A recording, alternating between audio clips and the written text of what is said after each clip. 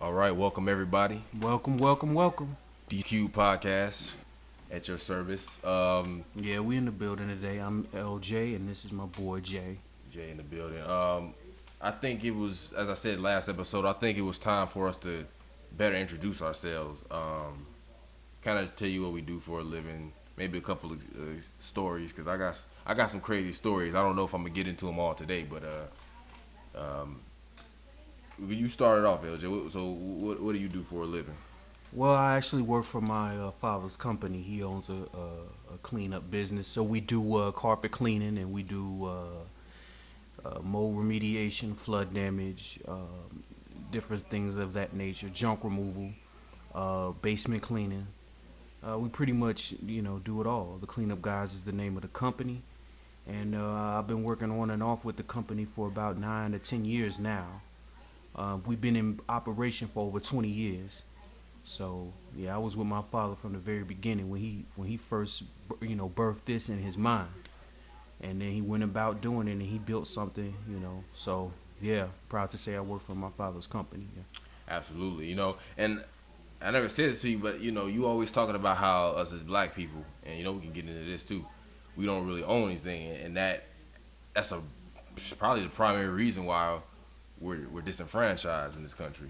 Yeah, absolutely. And your father, he's going against that. If more people thought like him, we'd be in a much better state. You know what I'm saying, in America. So yeah. So what I do for a living is I'm his apprentice. I come along with him. Sometimes I'm doing the grunt work, motherfucking foot soldier. But but yeah, it's paying the bills, man. I have a 3.5-month-old little boy, and basically it's about supporting him, my girlfriend, future wife, and myself. That's what I'm doing right now. Um, yeah, fatherhood is it's a blessing, man. It's man, I'm telling you, it's work though. Normally he'll go to sleep through that night, and then other nights he'll be up at 5:30 in the morning. It's like, God damn, I'm trying to get some sleep, but Yeah, it's a blessing, man. I love my little boy. You know, he got a cute one too. yeah, man, I appreciate that. Um, yeah. But as I'm doing this job, with the cleanup guys, my boy LJ, well, before I was doing that, I worked at Elite Staffing. See, I've never had and this is a temp agency, and I started off with them. I'm telling you what I used to do, man. I would go to. It's a 40-minute walk from my house, man. I would walk to that motherfucker year round. During the wintertime, I got on a scarf, jacket, coat, Scully with the hood on, just insulating myself, man, because we live in the Chicago area, man, and obviously you're known as the Windy City for good reason, cold as hell. Um, I'm actually gonna, well, let me finish because I got something else I want to get into, but yeah, man, I would walk to there. I used to go every day. Then I started saying, man, this shit's for the birds because they want you to get up. No, they want you to be there like 3:30 in the morning. And that's like that takes a toll on you, man. That shit is ridiculous. I know for a fact you wouldn't be up for that shit. No, I ain't doing it. Yeah, no. So, yeah. Um, but I'm gonna get into something else though. I was born in the Chicago area. I was born in Chicago. I was born in the city. We bounced around from different suburbs from there, and then we moved to We moved to St. Louis. Um, then we moved to like this town. It's like its own little thing. It's not really a suburb of St. Louis, but it's still like in the vicinity of the town. And then I came back to Chicago. Now, the way I came back to Chicago is a really personal story. I don't know if I'm going to give a lot of details today, but I would just say that I had an altercation with one of my brothers. Um, Turned physical. Father intervened, and I got my ass landed in jail, man. And me and my father, we had run-ins. Um, a lot of unpleasant encounters. And I guess that one was the last straw. So, you know, I found my way back into Chicago. My great uncle took me in, you know, because him and my mother have a really good relationship. And, you know, my great uncle was like, he was really doing her a favor, like, because my father was kind of, you know, he's kind of done with me at the time. You know, we're back in good standing, but yeah, he was pretty much done with me at the time. So I needed somewhere to go. So, you know, my great uncle took me in, and, you know, I was able to stay there. I was there for like 3.5 years, and now I got my own place. You know, I working my way up, man. But basically, what I'm trying to do now is I'm trying to find, even though I'm enjoying working with my boy LJ, I'm trying to find something, man, where I can work every day. Cause throughout, you know, this journey I've been on since I've been back in Chicago, I've been working. Cause I never had a job prior to coming back to Chicago, ever. You know, I was like 19 when I came back. I never had a job. You know, so I started off working with Elite, making fucking $8.50 an hour, and I was able to work my way up doing that shit, and I was able to get a car. Once I did that, better work presented itself. Yeah, I had this job working with a different staffing company. They was paying me $12 an hour, but this one gave you an opportunity to become full time. So I was working with them for like a month and a half, and they let me go. The motherfucking place is it's a revolving door. You know, I was hearing stories about them, man. They just let you go for the simplest shit, man. But, you know, it seems like no matter how hard I try to find steady work. I try to get in a position where I can get 5 figures, have 5 figures in my bank account. And every time I try, I always get held back. You know, that's where I'm at right now. I'm trying to, and in my car that I bought, I've had it for 1.5 years now, went to shit. So now I got a lot of new cars. It's hard, man. Life is difficult. It's rough, man. But yeah, I think that's pretty much all I'll say. Although about the work situation, that's all I'm gonna say about that. But I had a really interesting story, and then I'm gonna pass it on, and we'll kind of maybe switch gears a little bit. So I'm not gonna go into details about what happened. You know, it landed me in jail. Not today, but I couldn't. So when I got out of jail, they make you can't go back to the house. Like it was a domestic violence case. You can't go back to the house for 3 days. My first day out of jail, man, was one of the most peculiar things you'll ever hear about. You know, it was very interesting. I'll say. So, I get out of jail. You know, I'm just fooling around. I have nowhere to go. I'm sitting here just playing. I remember I was walking on this tightrope, so to speak, trying to balance myself, just outside, just trying to burn time. I had nothing doing, nothing going. Excuse me. So after that, you know, dark time hit. I'm sitting outside this gas station. I'm sitting on they had crates on the side of the gas station. I'm just sitting there. You know, this couple would come to me. They were like, "Hey, you want something to eat or to drink?" And I was like, "You want us to get you something?" I was like, "Yeah." So they got me a bag of hot fries and a lemonade or something. They were like, "How old are you?" I'm like 19. I'm like, "Oh, you're so young." Blah blah blah blah. They didn't ask me what I was doing, but they probably felt sorry for me. They probably thought I was homeless or something. And for the time being, I was. So I'm just sitting outside of that gas station, and this guy comes up to me, and man, this was about 3.5 years ago now, so I forgot a lot of the details. But he came up to me, you know, asking me about my situation. You know, I told him what was up. Just got out of jail, had nowhere to go. You know, so after talking with him for like 30 minutes, you know, he invited me to go somewhere. He like, you know, come with me, because he knew I had nowhere to go. And, you know, I was skeptical, but I'm like, man, I was in such a low point. I was in such a low point in my life. I'm like, man, whatever happens, you know. I just went with him, you know. So basically, he takes me to this car lot. Like it was actually a mechanic shop, and he had a shit ton of cars just outside of his shop, you know. So the dude's idea was, well, since you ain't got nowhere to sleep tonight, maybe we can sleep in one of these cars. So, I had to hang with him. There's other cars obviously, but I'm just in the car with him. So, continuing to talk, et cetera, et cetera. This guy, and I'm kind of jumping. There's a lot of details in between, but just this is the focal point of the story right here. So as I'm sitting next to this guy, right, this motherfucker, and I kid you not, I bullshit you not. I would not joke about this. You can't make this shit up. This guy is sitting next to me, stroking off, man.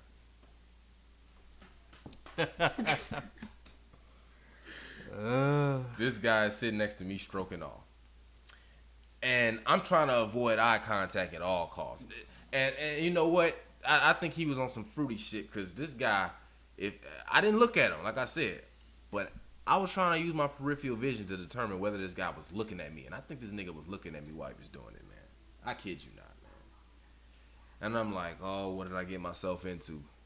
This is where I'm at in life. You know what I'm saying? Fucked up. It's fucked up, man. So after this dude finishes, like he kind of turned to his side because he's in the driver's seat. He's in the driver's seat. I'm in the passenger seat. He kind of turns to his left side. And then after I can tell, like he didn't make a whole lot of sounds, like he was trying to be discreet. After he was done, he was like, "Okay, you can go ahead to another car," basically. And I'm like, "Wow, that pretty much confirmed it." I still don't want to sit there and say it, but I think it's the case. So I'll go to a different car, and luckily it was a pickup truck. I was able to kind of lay down flat. This nigga, I'm thinking he gonna leave me alone for the night. He kept, like, he came to the car like 3 different times. One of the times though, he brought me some chicken. Now normally I wouldn't eat no shit like that, but man, like I said, I was at such a low point. I had a little bit of money because I had just maybe like prior, I had dropped out of college because I went to college for like a year. We could talk about that too. At that point, I had dropped out of college like maybe 3 months prior. I had a little bit of student loan money left, so I had money, but it's like I didn't have a whole lot. I was trying to save it because I didn't have a job. I was looking so hard, and that was a lot of where the problems with my father stemmed from. Like the fact that I had dropped out. Neither one of my parents approved that decision, but I was old enough to make my own decision. I was trying to find a job, and the place I live is Alton, Illinois. The economy is really bad, so you could find a job, but it was real hard. So I wasn't in school, I had no job. It was really tough. But yeah, so I had to do that for a night. I ate the chicken. Eventually, he left me alone. I'm like, man, I can't do this for another night. So just to go on, because really I said the part I really want to get to, but just to finish the story, kind of get it to a good stopping point. I went to the library, got on my Facebook, to kind of get in contact with people, get in touch with people. A lot of people knew about my situation.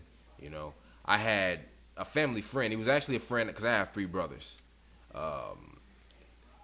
of them are twins, and they just turned 19. So I'm 23.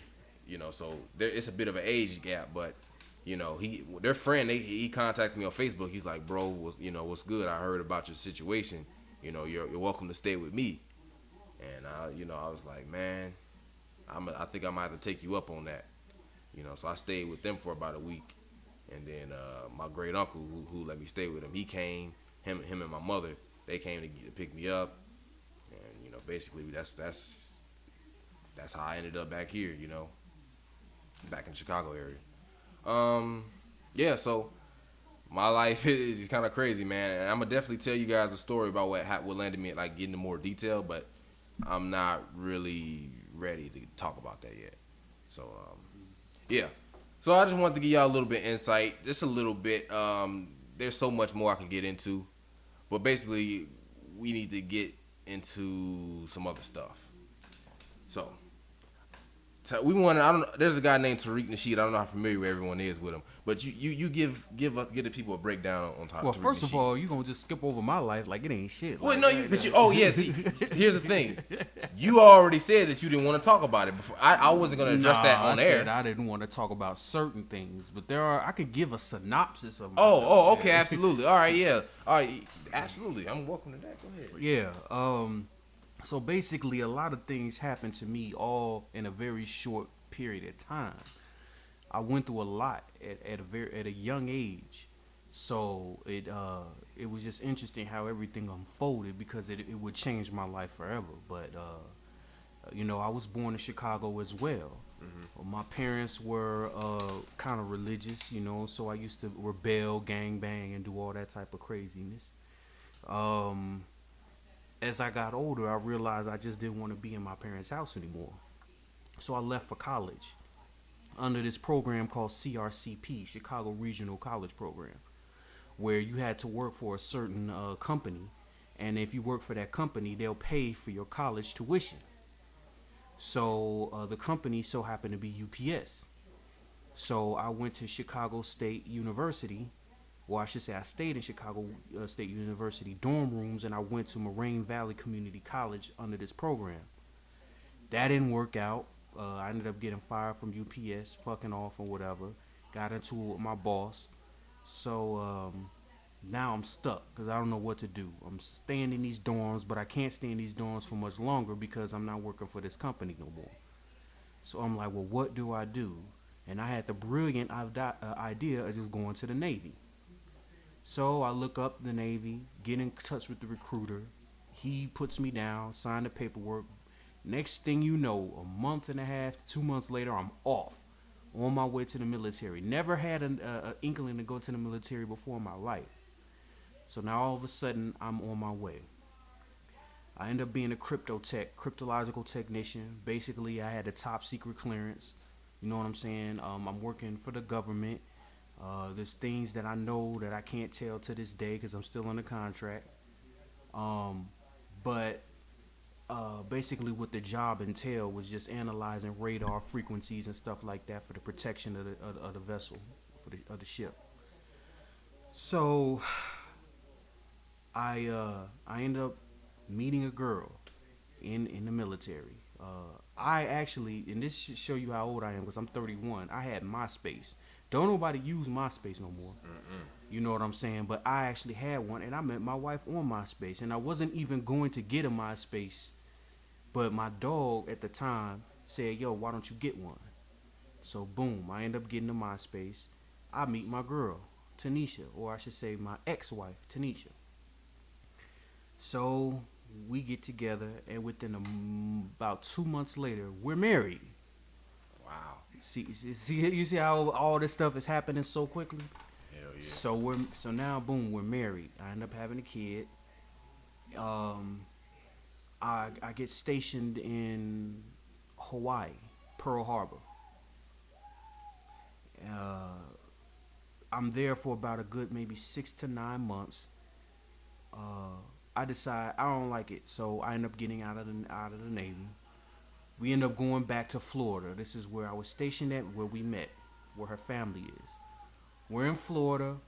To make a long story short, I'm not going to get into the details. An accident occurs. I end up going to jail, prison, for 2.5 years in Florida prison. So I get out. But while I'm in there, my wife at the time writes me a Dear John letter talking about she can't take it, so she divorces me while I'm locked up. So I get out, go back to Chicago, stay with my parents for a while to get on my feet, and the rest is history. Now I'm with a new girl. She's great peoples. You know what I'm saying? Me and her stay together, and it is what it is. I still stay in touch with my daughter, but yeah, so that's my life in a nutshell. Right. And also, you bring up your new girl. You're actually engaged, correct? Engaged to be married. We'll be married October 21st. Yep. And yours truly is gonna be the best man. Yes, sir. Yeah. It's a great honor too, man. I'm telling you, man. I haven't even looked at the procedure, the protocol for. I haven't looked at it yet. I don't know what it entails, but I'll find out when it's time. All I know is I'm gonna be looking flop in there, man. I'm gonna wear the all black suit. And my favorite color is black, man. Love the color black. It's so fly, so sleek. Yeah, that's one of my favorite colors too. Hell yeah, man. I'm gonna be in there. You know what I'm saying? Might outdo you. Yeah. Okay. Yeah. But yeah. So I thought it was necessary for us to kind of give you guys a little bit more of an inside look into our lives, because you know we're just two guys talking. You don't really know anything about us. I actually do have a couple more stories, but maybe I'll tell them a little later, a little more lighthearted stuff. Right now, I want to talk to you about a man by the name of Tariq Nasheed, who I touched on or mentioned earlier. Now, that's my man. Give us a little breakdown for those who aren't familiar with him. For those who don't know who Tariq Nasheed is, he is I guess I would call him a scholar. He's behind the Hidden Color DVD film series, where he pretty much talks about the history of blacks, the upliftment of blacks, and he pretty much talks about how to maneuver in this world of white supremacy that he feels exists, and also he talks to the brothers on how to get money and how to talk to the opposite sex. So he's not what you would call your traditional scholar, like a Dick Gregory or Umar Johnson or somebody like him. He's more of a urban type dude who just is very knowledgeable about all aspects of life. So he's really interesting. It's like he's carved his own niche out. You know, so yeah, I really like the brother. Yeah.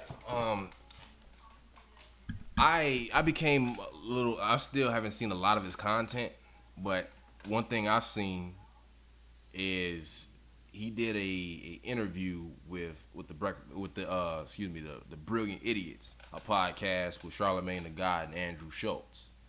You know, he got up on there and listening to the debate. You know, it's about an hour long, a little more than an hour long debate, and it's like listening to it with an objective mind.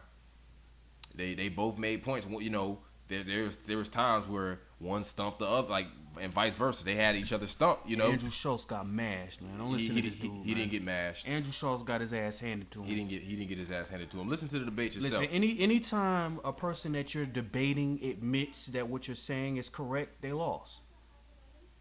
If the debate is about white supremacy, which it was, and Andrew Schultz admits that white supremacy exists, right there you lost already.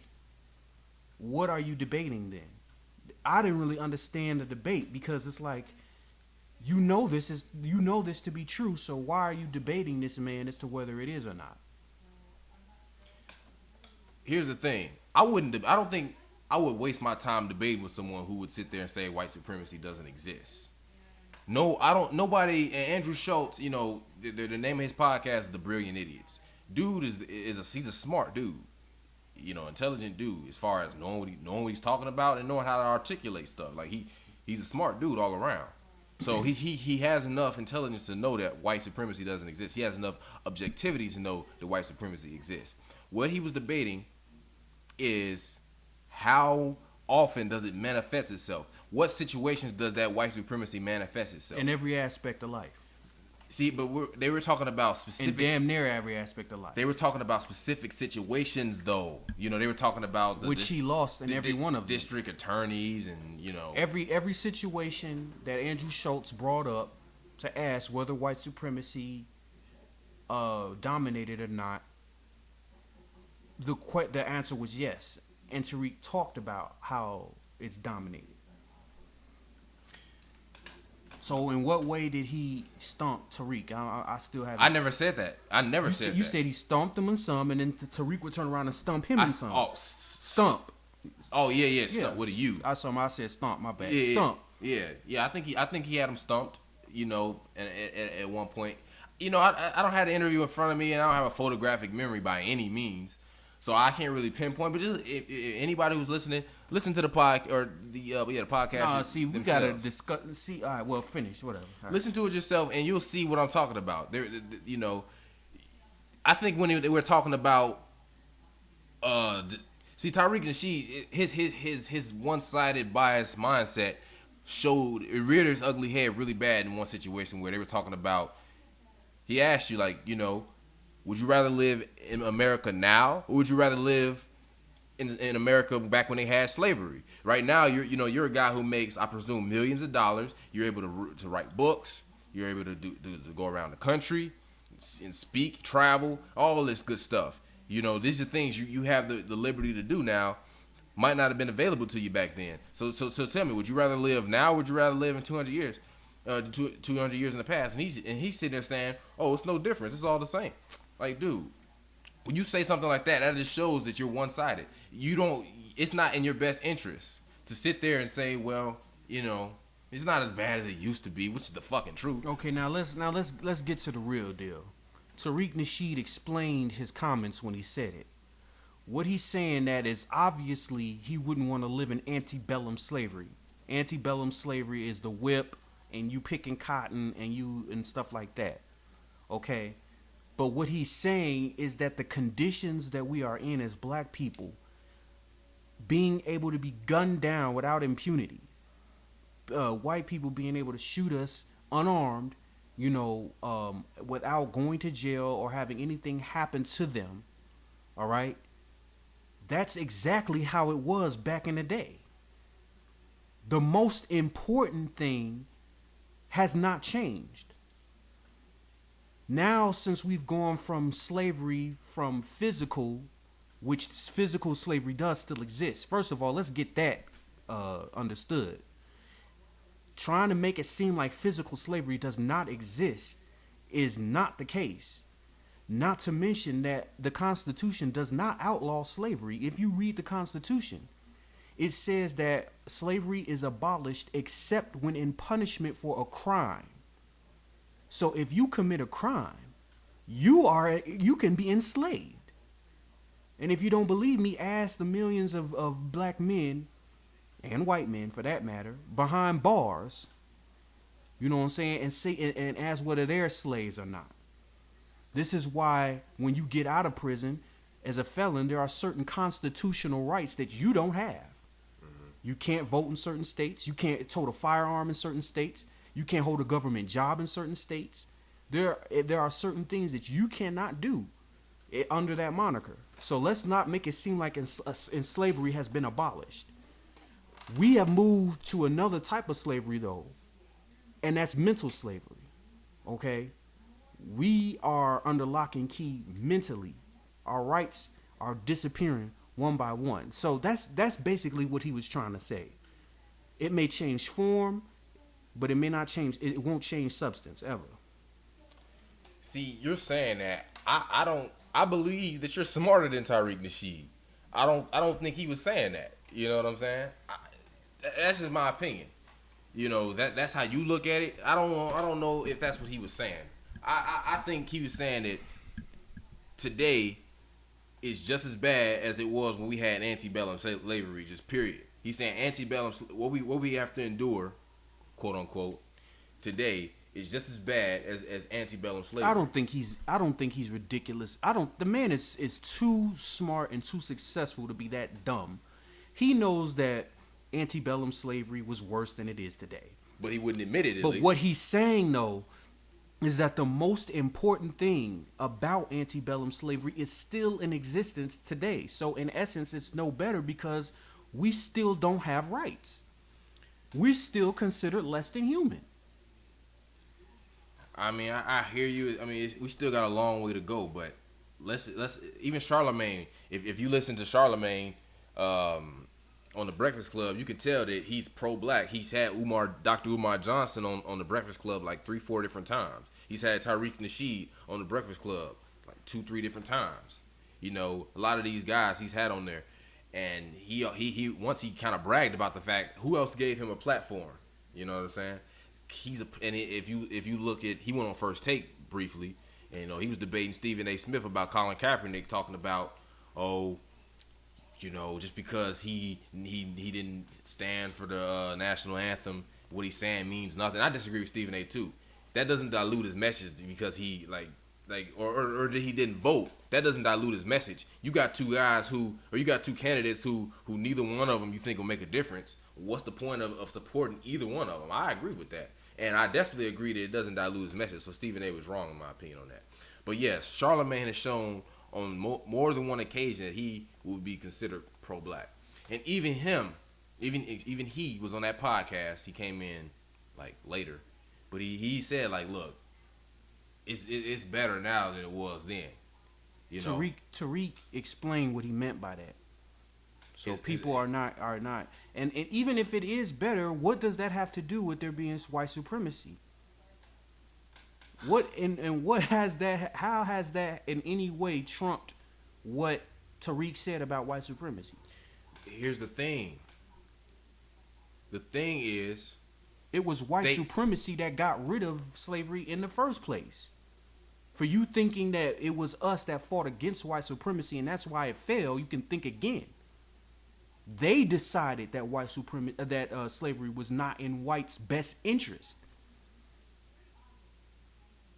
Well, why do you say that though? Why wasn't it in their best interest? Just explain that. They felt that it wasn't in their best interest because the more black people that they imported and bred in the United States, the greater our numbers would be, which would then threaten their power over here in the West. Right. Contrary to popular belief, the Nat Turner insurrection was not the only slave revolt that was in the United States. There were many slave revolts, many slave riots going all throughout the United States. Nat Turner is the most recorded one. But you had slaves rising up, killing their masters left and right. There was fear that swept through America. So you keep breeding slaves and keep bringing them over here, and our numbers keep increasing and keep getting bigger and bigger and bigger. That's a threat. So the North told the South, hey, listen, you need to let go of your slaves, not to mention you're destroying capitalism because you have slavery. And the South said no, and then they went to war. Right. Okay. Now, what I'm saying about Tariq, though, or the debate, they're on the same page. And Andrew Schultz said it himself. Tariq was sarcastically saying, look, see, we're on the same page here. And then Andrew Schultz is like, look, yeah, in a lot of ways we are.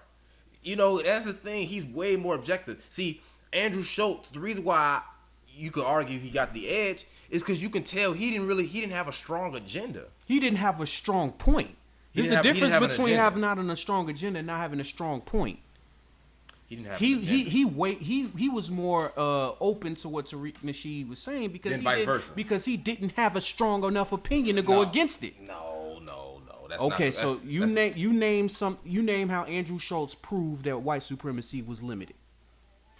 I mean, what about when they were talking about Tariq Nasheed said the only reason why we see a white God everywhere is because, and they didn't talk about a specific religion. I wish they would have. It would give us a better idea of what they were really speaking on. But they were saying, like, the reason why you see a white God is not because of white supremacy necessarily. It's because of how it's the origin. You know, a lot of the people they were trying to appeal and get them to subscribe to the religion were Europeans. So I feel like that was a pretty good point. Like, what do you say to that? That's a terrible point. All of the imagery, including paintings, statues, and anything else, depicted a black Jesus. And has always depicted a black Jesus until Leonardo da Vinci came along with the Last Supper and painted Jesus as a blonde-haired, blue-eyed deity. So you sitting there trying to tell me that they went back and made everything Europeanized is not white supremacy is ridiculous in its own right. Well, okay, I would agree, and I haven't looked and seen the early pictures of Jesus Christ, so that's ignorance on my part. But you know, and that whole fact about him them doing it so that they can appeal to the European demographic. If you go over to Europe now, if you go to some of those old churches in Europe and stuff, they still have the black Madonna up. They still have the black baby Jesus up. The black crucifixion. They still have that all through the oldest churches in Europe. So why would you keep that if that's what you're trying to do in Europe? Because the Europeans know the truth. We don't. That's the problem. We don't know the truth. They already know. They weren't trying to come at the Europeans. They were trying to mess with our psyche. See, Andrew Schultz was arguing from a place of ignorance. That's the problem.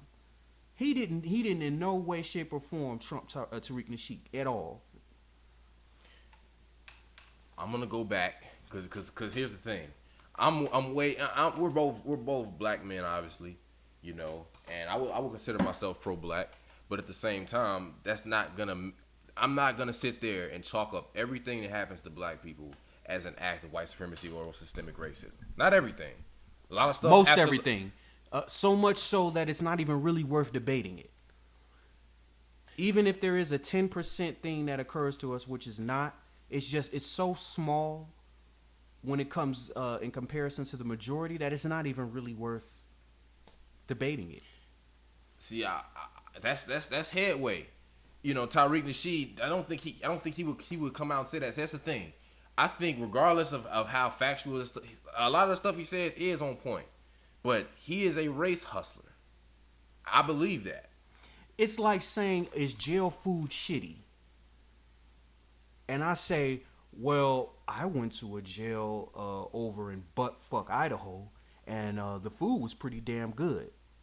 Are we then to sit here and say that jail food is really not shitty because you've been to a place where it wasn't? I don't think that was the case he was making. He was saying it's not strong enough to try to debate the thing. We know jail food is shitty. You're not gonna get a gourmet meal behind bars. So I mean, there's really no point in debating it. There are some things that are just not worthy of debate. And Andrew Schultz admitting that white supremacy exists has already destroyed his point. Therefore, what can you possibly argue against? Fair enough.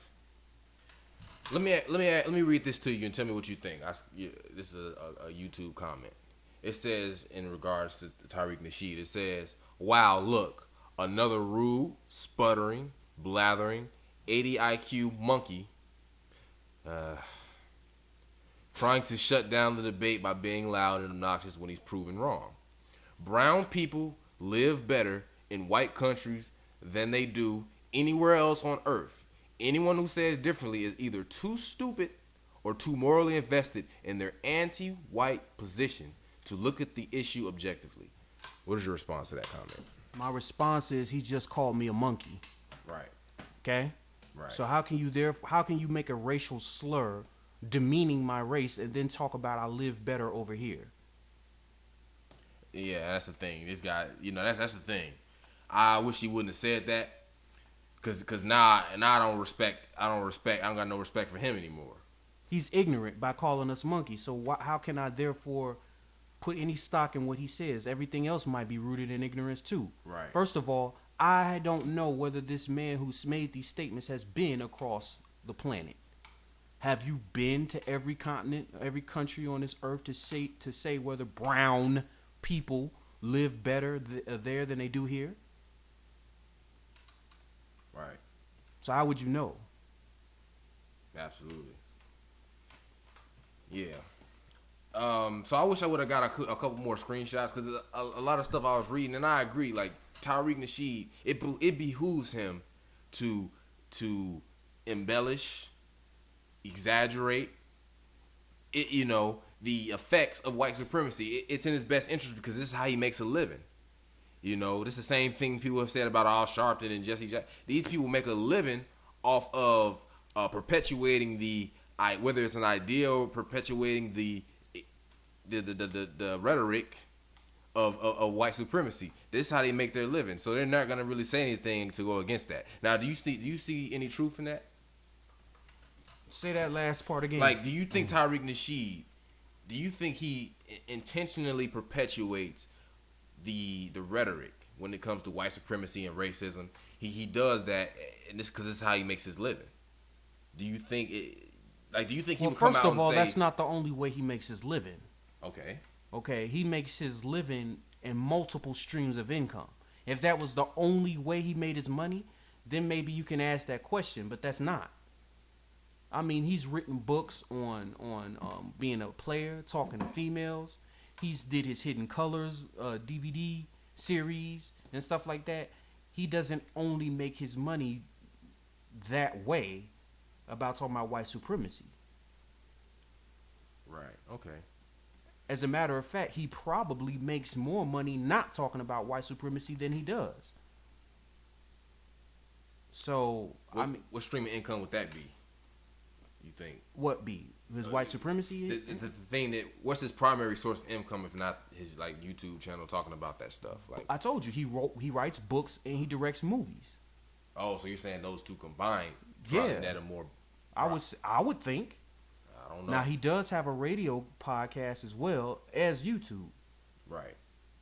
But his radio podcast a lot of time talks about just regular things that we go through, just like regular things, like urban things. See, I've never really delved into his so I can't speak on it. I'll take your word for it. So that would weaken that argument. Yeah, well the problem is I don't like it when people count on the motherfucker's money. Why are people worried about how he makes his bread? What you need to be worried about is how you gonna make yours. Right. That's the thing. Even if that is his niche, if that is his way of making bread, let him do him. Is he hurting you? Is Tariq Nasheed, by revealing all these things that he's revealing to us and giving the knowledge that he gives us, how is that in any way hurting us? Right. See, that's the thing. Me being objective as I am, a lot of the people, and you'll see some blacks, but there are people who made blacks. There are people who made videos lamenting and complaining about Tariq Nasheed, and a lot of times you see that it'll be whites. You'll see some blacks in there, and of course they'll just be. You see, if you're white and do it, you'll be labeled as racist. If you're black and do it, you'll be labeled as a coon or Uncle Tom, house nigga, whatever. And I don't think that's fair. I'm not none of those things because I'm talking about the negative things about Tariq Nasheed. I don't think he's open-minded enough. Basically, is what I'm getting. What is he supposed to be open-minded about? You're not supposed to look at every situation that he said it himself. He said, everything that happens negatively blacks in this country is orchestrated by white supremacy. That's not true. Not every single thing that happens. Some of the stuff is. I would say the vast majority of it is. I shouldn't say some. So then it's not enough for you to try to debate it. Is what I'm saying. But see in that I use the Schultz and him interview as like a barometer. Like anything that would have came up in that argument, we're talking about specific situations here. He would chalk up to white supremacy. They were having a debate about which situations had to do with white supremacy and what situations that's just how life played out. Yeah, we just keep getting the shitty end of the stick. That's just how life plays out. No. Fuck out of here. It's orchestrated. It is absolutely orchestrated. Now, what Andrew should have done was argue what we can do to try to get out of this situation. He could have done that. Right. He could have said it's not hopeless and debated him as to what ways we can get up out of this mess. But to try to say that the mess does not exist, that is a bunch of BS. To the extent Tariq Nasheed, for example, believes. So how did he has to prove then that it's not to that extent, and he failed to do that, so he lost the debate. Until further notice, I will not speak. I will not respond to that. There's this video, some random, I don't even know his name. This guy made this video, white guy, he made this video called "I Do Not Like Tariq Nasheed." Basically talking about some of the errors that things he find errors that he might have made. One thing Tariq Nasheed said is there's a group of white guys doing like the okay gesture, and He's saying, look at these suspected white supremacists throwing up the sign, which is the inside thing, blah blah blah blah. But then he could be found doing the same thing. So like I don't know. It's just a lot of times it's like things he says doesn't really always add up. You know, I'm not trying to discredit the guy. It's just all I'm trying to say is there ain't nothing that he said that don't add up, man. Why would he make that signal, bro? He's saying that they took. See, this is what I talk about ignorance. What Tariq is saying is that they took a common sign that everybody uses, okay, and they made it mean something else. According to so you can take a common sign like the thumbs up sign, and if the Ku Klux Klan decides, hey, you know what, we're gonna start using that sign amongst each other. So whenever we're on air and you see us throw up this thumbs up sign, that means I'm one of the good old boys. And then you film me as a black man later throwing up the thumbs up sign to my girl, that doesn't mean I'm one of the good old boys. Yeah. What it fucking means is that they took a regular symbol and made it mean something amongst the elites or the ones that are in the know. How ignorant can someone get? Have you ever heard of that sign or that symbol meaning something else about white? Where have you ever? I've never heard that. Now you tell me if you have. Yes, I have. There are many symbols that everybody uses on a day-to-day basis that they don't know mean something else. That's true. Me being who I am now. There's a lot of symbols that people use that people think means something else, and it really means something else. Okay, I take your word for it. I've never heard of that in my life. Like, yeah. Well, all of that means that pyramid something shit. else. Yeah, that pyramid. Okay. Obviously, yeah. Exactly. But see that's common knowledge. You know, that okay gesture like that. That means something else. Well, I'm not telling you what it means. I'm just saying it means something else. What you have to verify that you're not just I'm blowing not smoke. telling you a damn thing. Why? It means something else. Okay. See, when you do that though, you could easily just say shit. You know me. You know I don't just say shit. Cite your source. No, because if you sat there and said, "No, I've never heard of that being a symbol for white supremacy or racism or anything like that," that wouldn't look. I'm not saying that those signs are white supremacist signs. I'm saying that they mean something else than what you think they mean. Well, we're talking about white supremacy. Like, you ain't gonna tell me what exactly as far as what you know. No. Why? Because I'm not allowed to. But it means something else. Oh, okay. All right, cool. On that note, switch gears a little bit. Yeah, people gonna get off my boy Tariq, man. Hey, look, this guy makes a profit. He does this shit every time. Every time I have a hero or somebody that I really like, he finds the nearest dirt that can be thrown on them just to see what I'm going to say about it. He likes to do that. Now, tomorrow, if I come up with somebody else that I really like, he's going to find something that's dirt, that's supposed to be dirt amongst them too. He does that a lot to me. I don't know why he enjoys trying to destroy my iconic figures. I don't see what he gets from that, but I guess he gets something from it. I don't know why though. Man, I think it makes for good conversation. That's why I do it. No, he gets a kick out of that shit though. No. See, I don't be looking for that shit. It just it finds me. That stuff be finding me. How come never the upbuilding, positive, great stuff finds you? It's always the negative things. See, that's the thing. That stuff finds me too, but he don't talk about those things. He talks about the stuff that is supposed to be disparaging to the individual. Come on, man. Does the positive stuff make for good conversation? Or Absolutely. The negative stuff makes for good conversation. Positive stuff that they do makes for great conversation. No, I'm talking about the positive remarks that are made about him. That's boring. I'm talking about the remarks. Yeah. I'm talking about the stuff that he does. Hey, I'm talking about the remarks. Because they're negative. I know. Man, anyway, man. As music lovers, man, like, tell me some of the shows some of the concerts you've been to in your life. Like, if you want, name every one. I've been to the Bad Boys concert. I haven't been to many concerts. Right. Been to the Bad Boy concert, and I went to a Jill Scott concert. As a matter of fact, we're supposed to be going to a Jill Scott concert again this Saturday. Oh, really? Been to Avery Sunshine concert. You know, been to a couple. Not a lot, but some. Who was there at the Bad Boy show? I think Lil Kim. Everybody. They had Lil Kim, Puffy. They had French Montana. They had Chance the Rapper come out. They had DMX. Oh wow. Yeah. Yeah, they had a lot of Faith perform. You know, that's my babe. Give me some Faith. Yeah. Wow.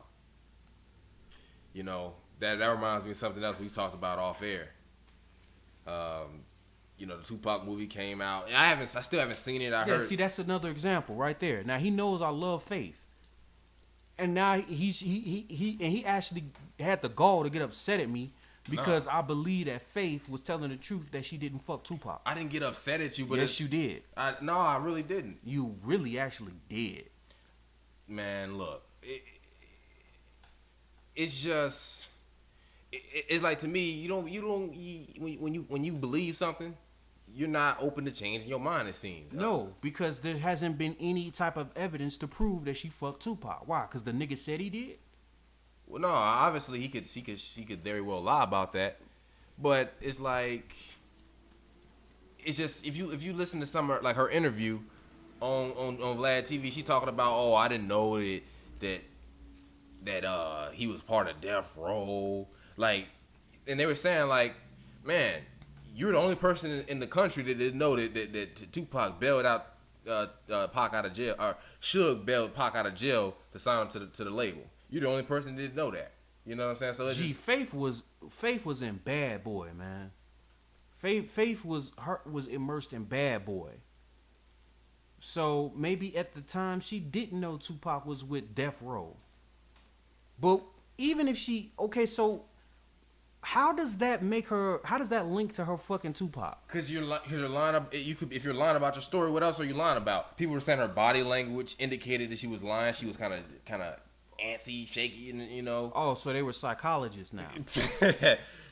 I didn't know that. I didn't know they studied behavioral science in college.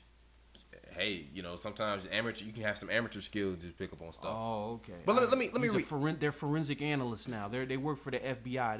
They can read body language and know when you're lying. See, right now you're showcasing. What I'm showcasing is that I don't fall for the okie doke. I'm not gonna go by what some people say just because a bunch of motherfuckers I don't know said it. Let me read something to you real quick. And what I'm about to read, you guys can find it. It's on Genius.com. This discussion forum. All you got to do is type in, "Did Tupac fuck Faith Evans?" So I'm going to read this in its entirety. "I will finally put to rest the rumor of if Tupac smashed Faith Evans, the wife of the late Biggie." And here's a quote from Tupac, uttered obviously in the infamous "Hit 'Em Up." "That's why I fucked your bitch, you fat motherfucker." All right. It says, conflicting stories. Since Pac is currently out of the picture, we can't go to him and ask for his side of the story right now. Instead, we can look at Faith Evans' story and see if she stays. In one of the early interviews on the subject, Faith Evans denied the rumors and said that she worked with another group to produce vocals for, and they somehow got in the hands of Death Row Records to be used by Tupac. And I saw that interview. She sat there and said that, but we never worked together. This interview was back in the 90s. And this is the inconsistencies that I mentioned off air. Mm-hmm. She said that they didn't work together, but then many years later when you drop a memoir, now you're disclosing more. You were fucking lying. And now you're telling the truth, but you're not telling the whole truth still. That doesn't make any sense. How? If she's going to decide to tell all and tell the truth now, why would she then still not keep telling the truth? Like, that doesn't add up. She could have stuck with that story and nobody would have ever been any the wiser. Now she's deciding she wants to tell the truth about what she's saying. She told the truth, but not the whole truth. Why? Why would you do that? Because 20 years later. Now, you said the first interview was in the 90s, right? Right. Okay, this is when the whole Biggie versus Tupac thing was still at a huge, was huge. Absolutely. What year in the 90s? I don't know. Okay, was this before or after Biggie's death? I think it was before. Okay, so this is when Biggie was still upset at Faith because he thought something happened. This is when there was a bunch of things going on, Biggie versus Pac. So of course Faith is gonna say some stuff to make it seem like she didn't have anything to do with Tupac on that level because of the situation. 20 years later, okay, she decided to be truthful. Like, okay, no, I actually really did join up with Tupac. We actually really did make a song together. So why are you gonna lie and still say you didn't fuck the man? Man, that's some shit that if it did happen, she's taking her grave apparently. Oh, let me finish and I'll give my thoughts a little more. It says the situation. This is a quote. Oh yeah. This is a quote from the interview. The situation with me and Tupac, we already spoke on this, but I'll read it anyway. There was never really a situation. We met. He was really nice, and apparently, and then he revealed later that he wasn't really all that nice. He asked me to work on his album. He told me he could get approved or whatever, get clearance from the label, and then I found out he probably couldn't. So it says, as you can see in the video, he implies that she didn't even get the chance to do business with Tupac, let alone record a song with him in the same studio. Peep that she's wearing a necklace that would look like it belonged to another person. In her book released in 2008, she goes on to say how she did in fact go up to the studio. Pac rolled her a blunt and they recorded. Moving on, she says she went to the hotel where Pac basically tried to scare her into having sex. You can read it here. How can you say somebody was nice to you after such an event? More so, how could you leave this out of any interview around that time considering everything that was going on? Recently, Faith has gone on record to say she regrets making the Tupac song and that he offered her money to perform fellatio. But this is not what was portrayed in her book. Eyewitness accounts. Literally 3 people have said they saw Faith Evans sitting on Tupac's lap. The first is Ray J, who has absolutely nothing to gain from saying Pac fucked Faith around that time. Second, Latasha, who has admitted to introducing Faith to Tupac. And lastly, Corey Mims, an artist signed to Death Row Records. Given how that's 3 eyewitness accounts against Faith's story and no one to vouch for her or to even defend her makes you think. Another bullet point. Faith's song Best Man. Here's the lyrics. The important lyrics here. It says, I was getting fed up with all your dipping out with every girl in town. You know what I'm talking about. Cause you been caught and I forgave you many times. But now I slipped up. And while your friend was around, I gave him a taste of my love. I know that I broke your trust for a night of lust, but don't let that break us up. And here's his verdict. He smashed. Here's what I think happened. She was upset with Biggie for cheating on her with Lil' Kim and his other mistresses, as the song Wonder is likely aimed at Lil' Kim. Faith, out of spite, worked with Pac on the song, and Pac used it as his chance to dive deep in the sugar walls. Being as upset as she is about her husband cheating on her, she may have done it. At the time, her and Biggie were separated. Let's not forget that she opted not to go on the tour with them, which she said in that interview. Mm-hmm. But she made it sound like it was for other reasons. Think about it. This chick admitted to smoking some weed and drinking with Pac and then going to his hotel room. You really think she would have turned down some dick in that moment? Anyone who got some know she gave Pac some of that wet. You put it in that way. Let's not forget they took pictures together. Shit. Pac probably screamed thug life when he busted. So, what are your thoughts, bro? I don't know. Guess we'll never know. Right. As far as the 3 eyewitnesses, if I was on trial for my life, right, and Ray J was the witness who said,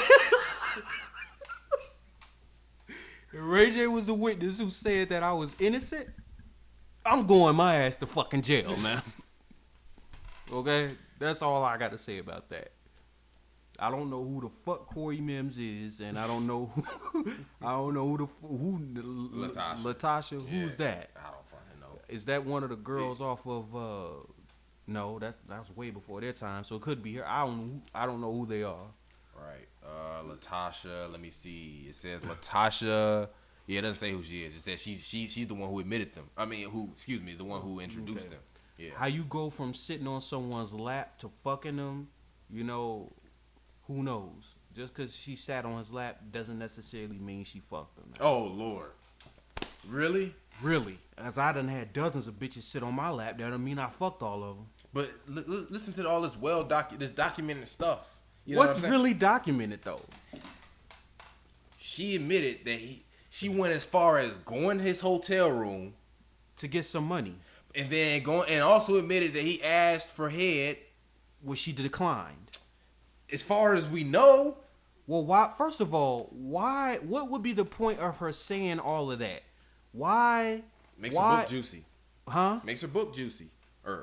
You know what would have made it even juicier? Just admitting that you fucked a man.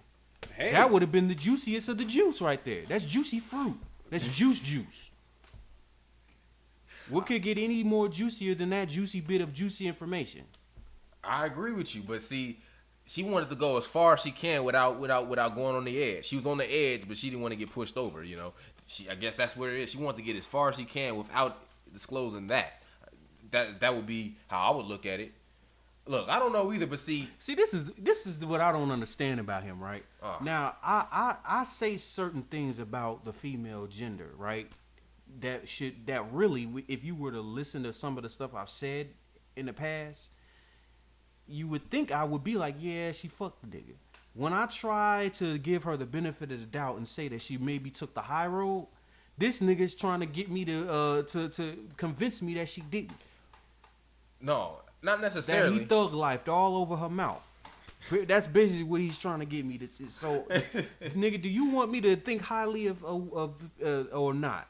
Well, here's the thing. I don't really have a problem with what you say about women, and a lot of stuff you say is accurate. All right. Look, I will admit the evidence don't look that good, man.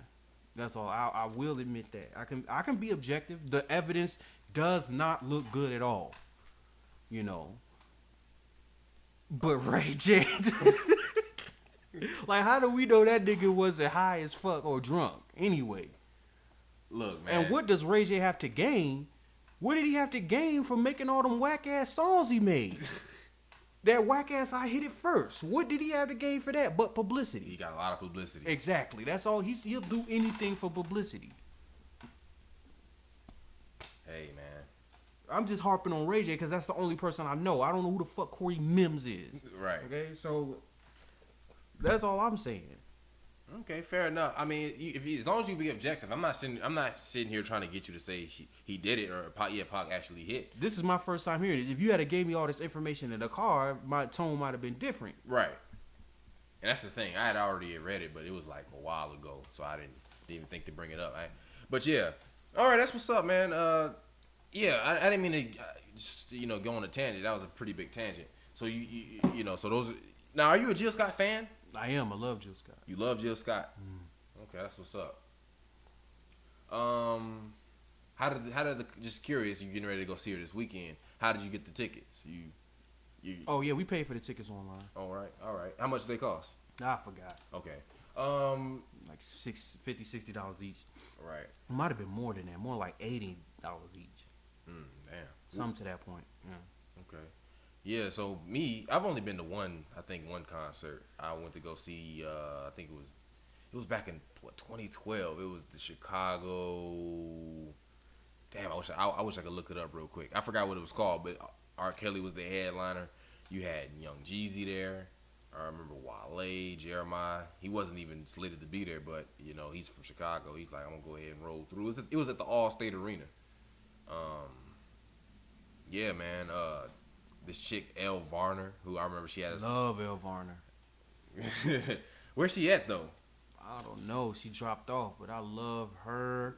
Love her music. Yeah, man. Yeah, so that's the only show. It was cool. It was cool, man. R. Kelly is my favorite singer. I don't know I don't know if I really realized it at the time, but it was actually an honor to see that man do his thing, man. Love R. Kelly. Yeah. What else? What else did you have on your list that you wanted to get to? I wanted to talk about because you think that being black is a handicap in the music industry. You know what I'm saying? White supremacy does exist in the music industry. I don't believe that being black is a handicap in the music industry, though. I haven't seen any evidence of that. What started this was because J. Cole made a lyric where he said that if his skin was more pale, would he be as big as Eminem or Adele? And my question is no. That's my answer. You would not. Okay. Are you sure about that? Well, I'm quite sure about that. If anything, in certain aspects of the music industry, like hip hop, being white is more of a handicap because there just hasn't been that many white superstars.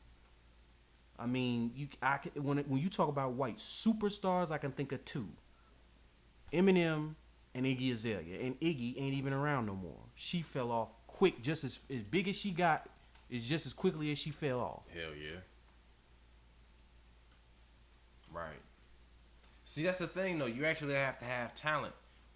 Who had... See, because J. Cole has the skill set. He has the skill set unlike all these other white rappers who've came through. There's a lot of white guys out there that have a skill set to rap. And are making music. Make good music. Yes. He knows how to make beats. It's like he's like Eminem. Both J. Cole and Eminem make beats. So it's like, damn. He's almost... They're different, but they're both talented as hell. Okay, so I'm gonna ask the audience the question, and I want you to answer. Well, I'm gonna ask you, and I want the audience to listen. Right. Has there ever been black artists that have been not only as big as Eminem, Adele, but bigger? Absolutely, there has. So okay, then. So what's J. Cole's point? His point is Michael Jackson, bigger. Whitney Houston, bigger. Mariah Carey, bigger. Did I say Whitney Houston already? Yeah. Okay. Tons of Prince, bigger. All these cats were big. Jay-Z right now is bigger and has more money than both of them put together. Well, he's bigger than Eminem right now. He ain't bigger than Adele. Okay, he's as big as. Okay, sold out concerts 4 and 5 months before he's even finna go on tour and all types of stuff. He's got his own Tidal streaming company. Jay-Z is huge. Absolutely. The dude was rapping at the president's inauguration, man. Okay. Now I quoted this to you, but not with a whole lot of details. I want to read this article to you real quick, and I'm gonna respond to what you said. But let me read this real quick while I'm thinking about it. It says the truth about this is the title of the article. It says the truth about racism in the music industry. It says as celebs speak out about racism in Hollywood, it's time we examine the situation facing the music industry too. When the 2015 VMA nominations were announced on July 21st, we figured we already knew the results. Sure, Taylor Swift would need to accessorize her designer dress with one of those shopping bags. Oh, bullshit.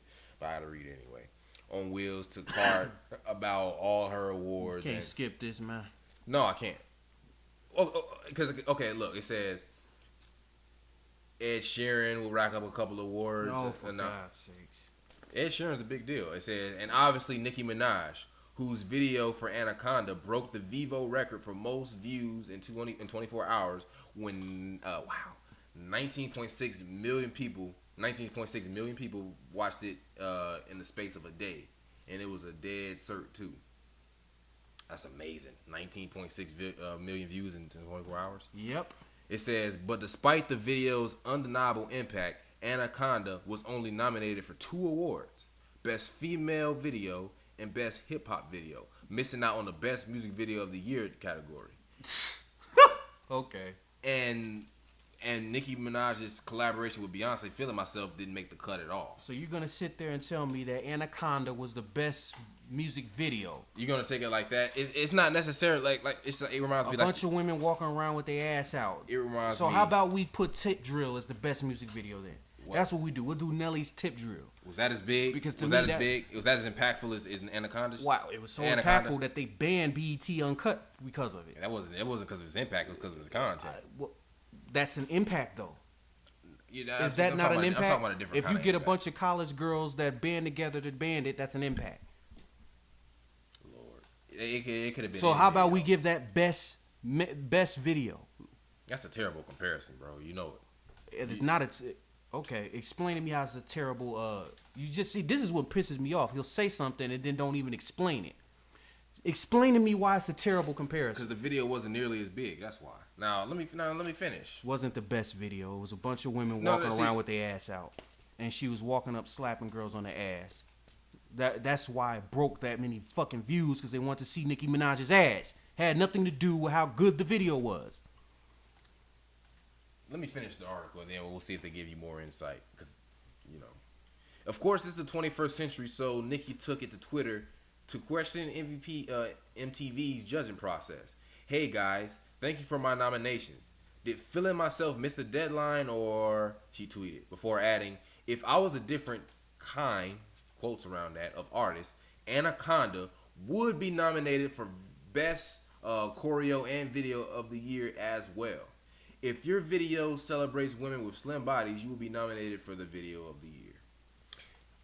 And Get the fuck out of here, man. This is a quote from somebody in the music industry. I don't care, man. She just it's also a quote from somebody who felt jilted by the music industry. Here's the thing. Let me finish reading it. Look, if 3 6 Mafia can get a Grammy, okay, if Naughty by Nature can get a Grammy, you dig? If Jay-Z can get 20 of them motherfuckers, and you want to complain because you didn't get one, maybe they just didn't like the goddamn video, man. Let me finish. And you did still get nominated for 2 categories. Which shows you should have probably been just nominated for the video of the year also. No. Why? Because that's why they make it categories. You could be in more than one category, man. Obviously, what I'm saying is that's why they make it categories, because they're different things. Just because you're the best female video doesn't mean that you're the best made video. They're 2 different categories. But so is best hip hop video, and you can. So best hip hop video, but that's best hip hop video. I don't mean. What was the third one? Best made video. Best music video. Period. See, she couldn't be in that broad general. That's not the best music video. You think Anaconda was the best music video? We're talking about all genres now. Every video that was out that year, you think Anaconda was better than that? Because she walked around half naked? That makes the video better? I'm not arguing that. I don't think that's how they judge. I think it's similar how they do it in the NBA with MVP. It's not always the most outstanding player. I mean, it's not always the most valuable player. Pardon me. Like, it's at its face value, looking at that most valuable player. LeBron has spoken on it himself. He said Steph might be the most outstanding, paraphrasing, but he was alluding to the fact that I'm the most valuable player, motherfucker. You know what I'm saying? So they don't always do it the way the verbiage is worded. You know what I'm saying? It's different. So the real thing could be most, like what it really is let's say the most significant video, the most viewed. That sounds bad, but most viewed, or whatever it would be. It's not necessarily what it says. That can be misleading. So when what's his face, that Korean dude came out with Gangnam Style, most popular video on YouTube. Cool. Okay, so it got over 1 billion views. Was that the best made video? What's your point? Okay, he knows my point. He just wants to act stupid. No, what's your point? Never mind. If you don't know, I'm gonna let you figure it out. I'm gonna let the audience figure it out, since my smart colleague over here doesn't know what I'm trying to get at. Look, who knows if it was nominated or not, though? That's the thing. I thought you didn't know what I was talking about. I wanted you to explain it yourself. Yeah, you why? Because some things you just smart enough to figure out yourself. Just because it was popular and a lot of people watched it does not mean it was the best video. Most viewed, most popular. You know what I'm saying? I can give you that. Best male video, maybe, because he did 1 billion. But best video, period? No. What if he did get it? We don't know, because we don't have the information in front of us. Well, even if he did get it, bro, I wouldn't agree with it, because it wasn't the best video. It was the dumbest video, one of the dumbest videos I've seen. Right. Fair enough, but let me finish the article, and I want to see if it changes. Because this person wrote it. It says this. It said the depressing thing is she's not wrong. She's not being a sore loser, and she's not making a fuss about nothing. Because whatever you think of Nicki or her music videos, there's no denying the fact that racism is still rife within the music industry and the rest of society. Well, obviously, you know that. To put it simply, when Britney Spears got naked and covered herself in I don't know what this is. Sequins. What are those? Like little lace and stuff. You know, like thin fabric, bro. For Toxic, she was nominated for Best Music Video. Period. When Emily, when Emily, I don't know how to pronounce that name. Look at that. Where are we? Right here. Radakowski? Something like that. Got naked next to Robin Thicke in Blurred Lines. He was nominated for Best Music Video. When Miley Cyrus stripped off and broke 1,000,000 health and safety rules by riding a piece of construction equipment, she wasn't just nominated for Best Music Video of the Year, she won it. All of the above videos have been controversial, but they were acknowledged by the industry for their impact nonetheless. But as soon as Nicki Minaj, whose black body deviates from Caucasian beauty standards, dares to own her own culture and dance in a similarly provocative fashion, it's glossed over and relegated to the sideline categories of female and hip-hop. Meanwhile, white artists who adopt black culture as their own continue to reap professional awards. And it's time to stop pretending that that's okay. Like LJ. After all, at the 2015 Grammy Awards, every single singer nominated for Best New Artist or Record of the Year was white. Similarly, music companies such as Pandora, Live Nation, Apple, Spotify, AGE, Warner Music Group, Clear Channel Communications, and UMG are all lead examples of predominantly all lead by teams of predominantly white executives.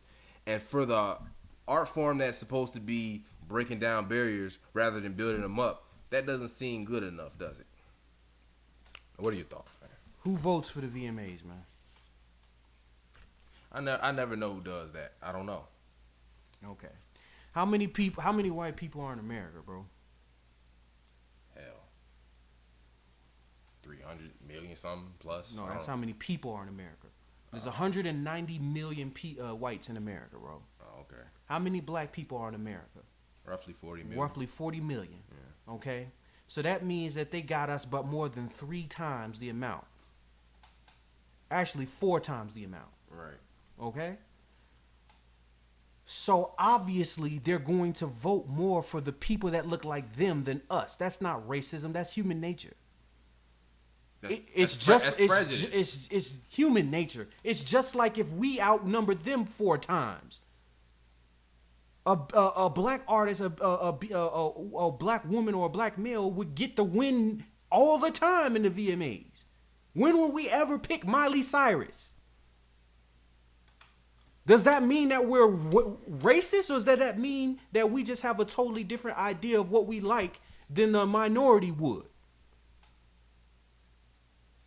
Would you pick Miley Cyrus? If we just think about that, if we were the majority in America, would you pick a Miley Cyrus to go over Beyonce or Janet Jackson or somebody? Fuck no. Fuck no. It has nothing to do with racism. That's just human nature, bro. That's something that you're just gonna have to understand. You're gonna have to understand human nature. That's the world over. If you go to China, they're gonna pick a Chinese bitch's video over Beyonce. If you go to Korea, they're gonna pick one of them stupid Korean pop songs that they be doing over there over. You know, that's just how it is. If that's the way we're outnumbered. If you're gonna think that way, then you might as well chalk up most of white supremacy to that. Like, it's just human nature. No, because white supremacy is actively trying to keep black people down by any means necessary. By violence, by incarceration, by putting drugs in the community, by not giving loans. stuff that egregiously hurts the other individual. Not voting somebody in because that's just not your cup of tea. Has nothing to fucking do with white supremacy. That's just plain human nature, bro. So racial bias isn't racism. Racial bias, what? Is racial bias racism?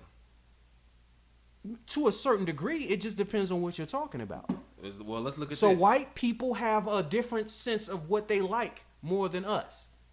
We're outnumbered, so of course Miley Cyrus and Britney Spears is gonna beat out Nicki Minaj because there's 4 times more of the whites than there are blacks.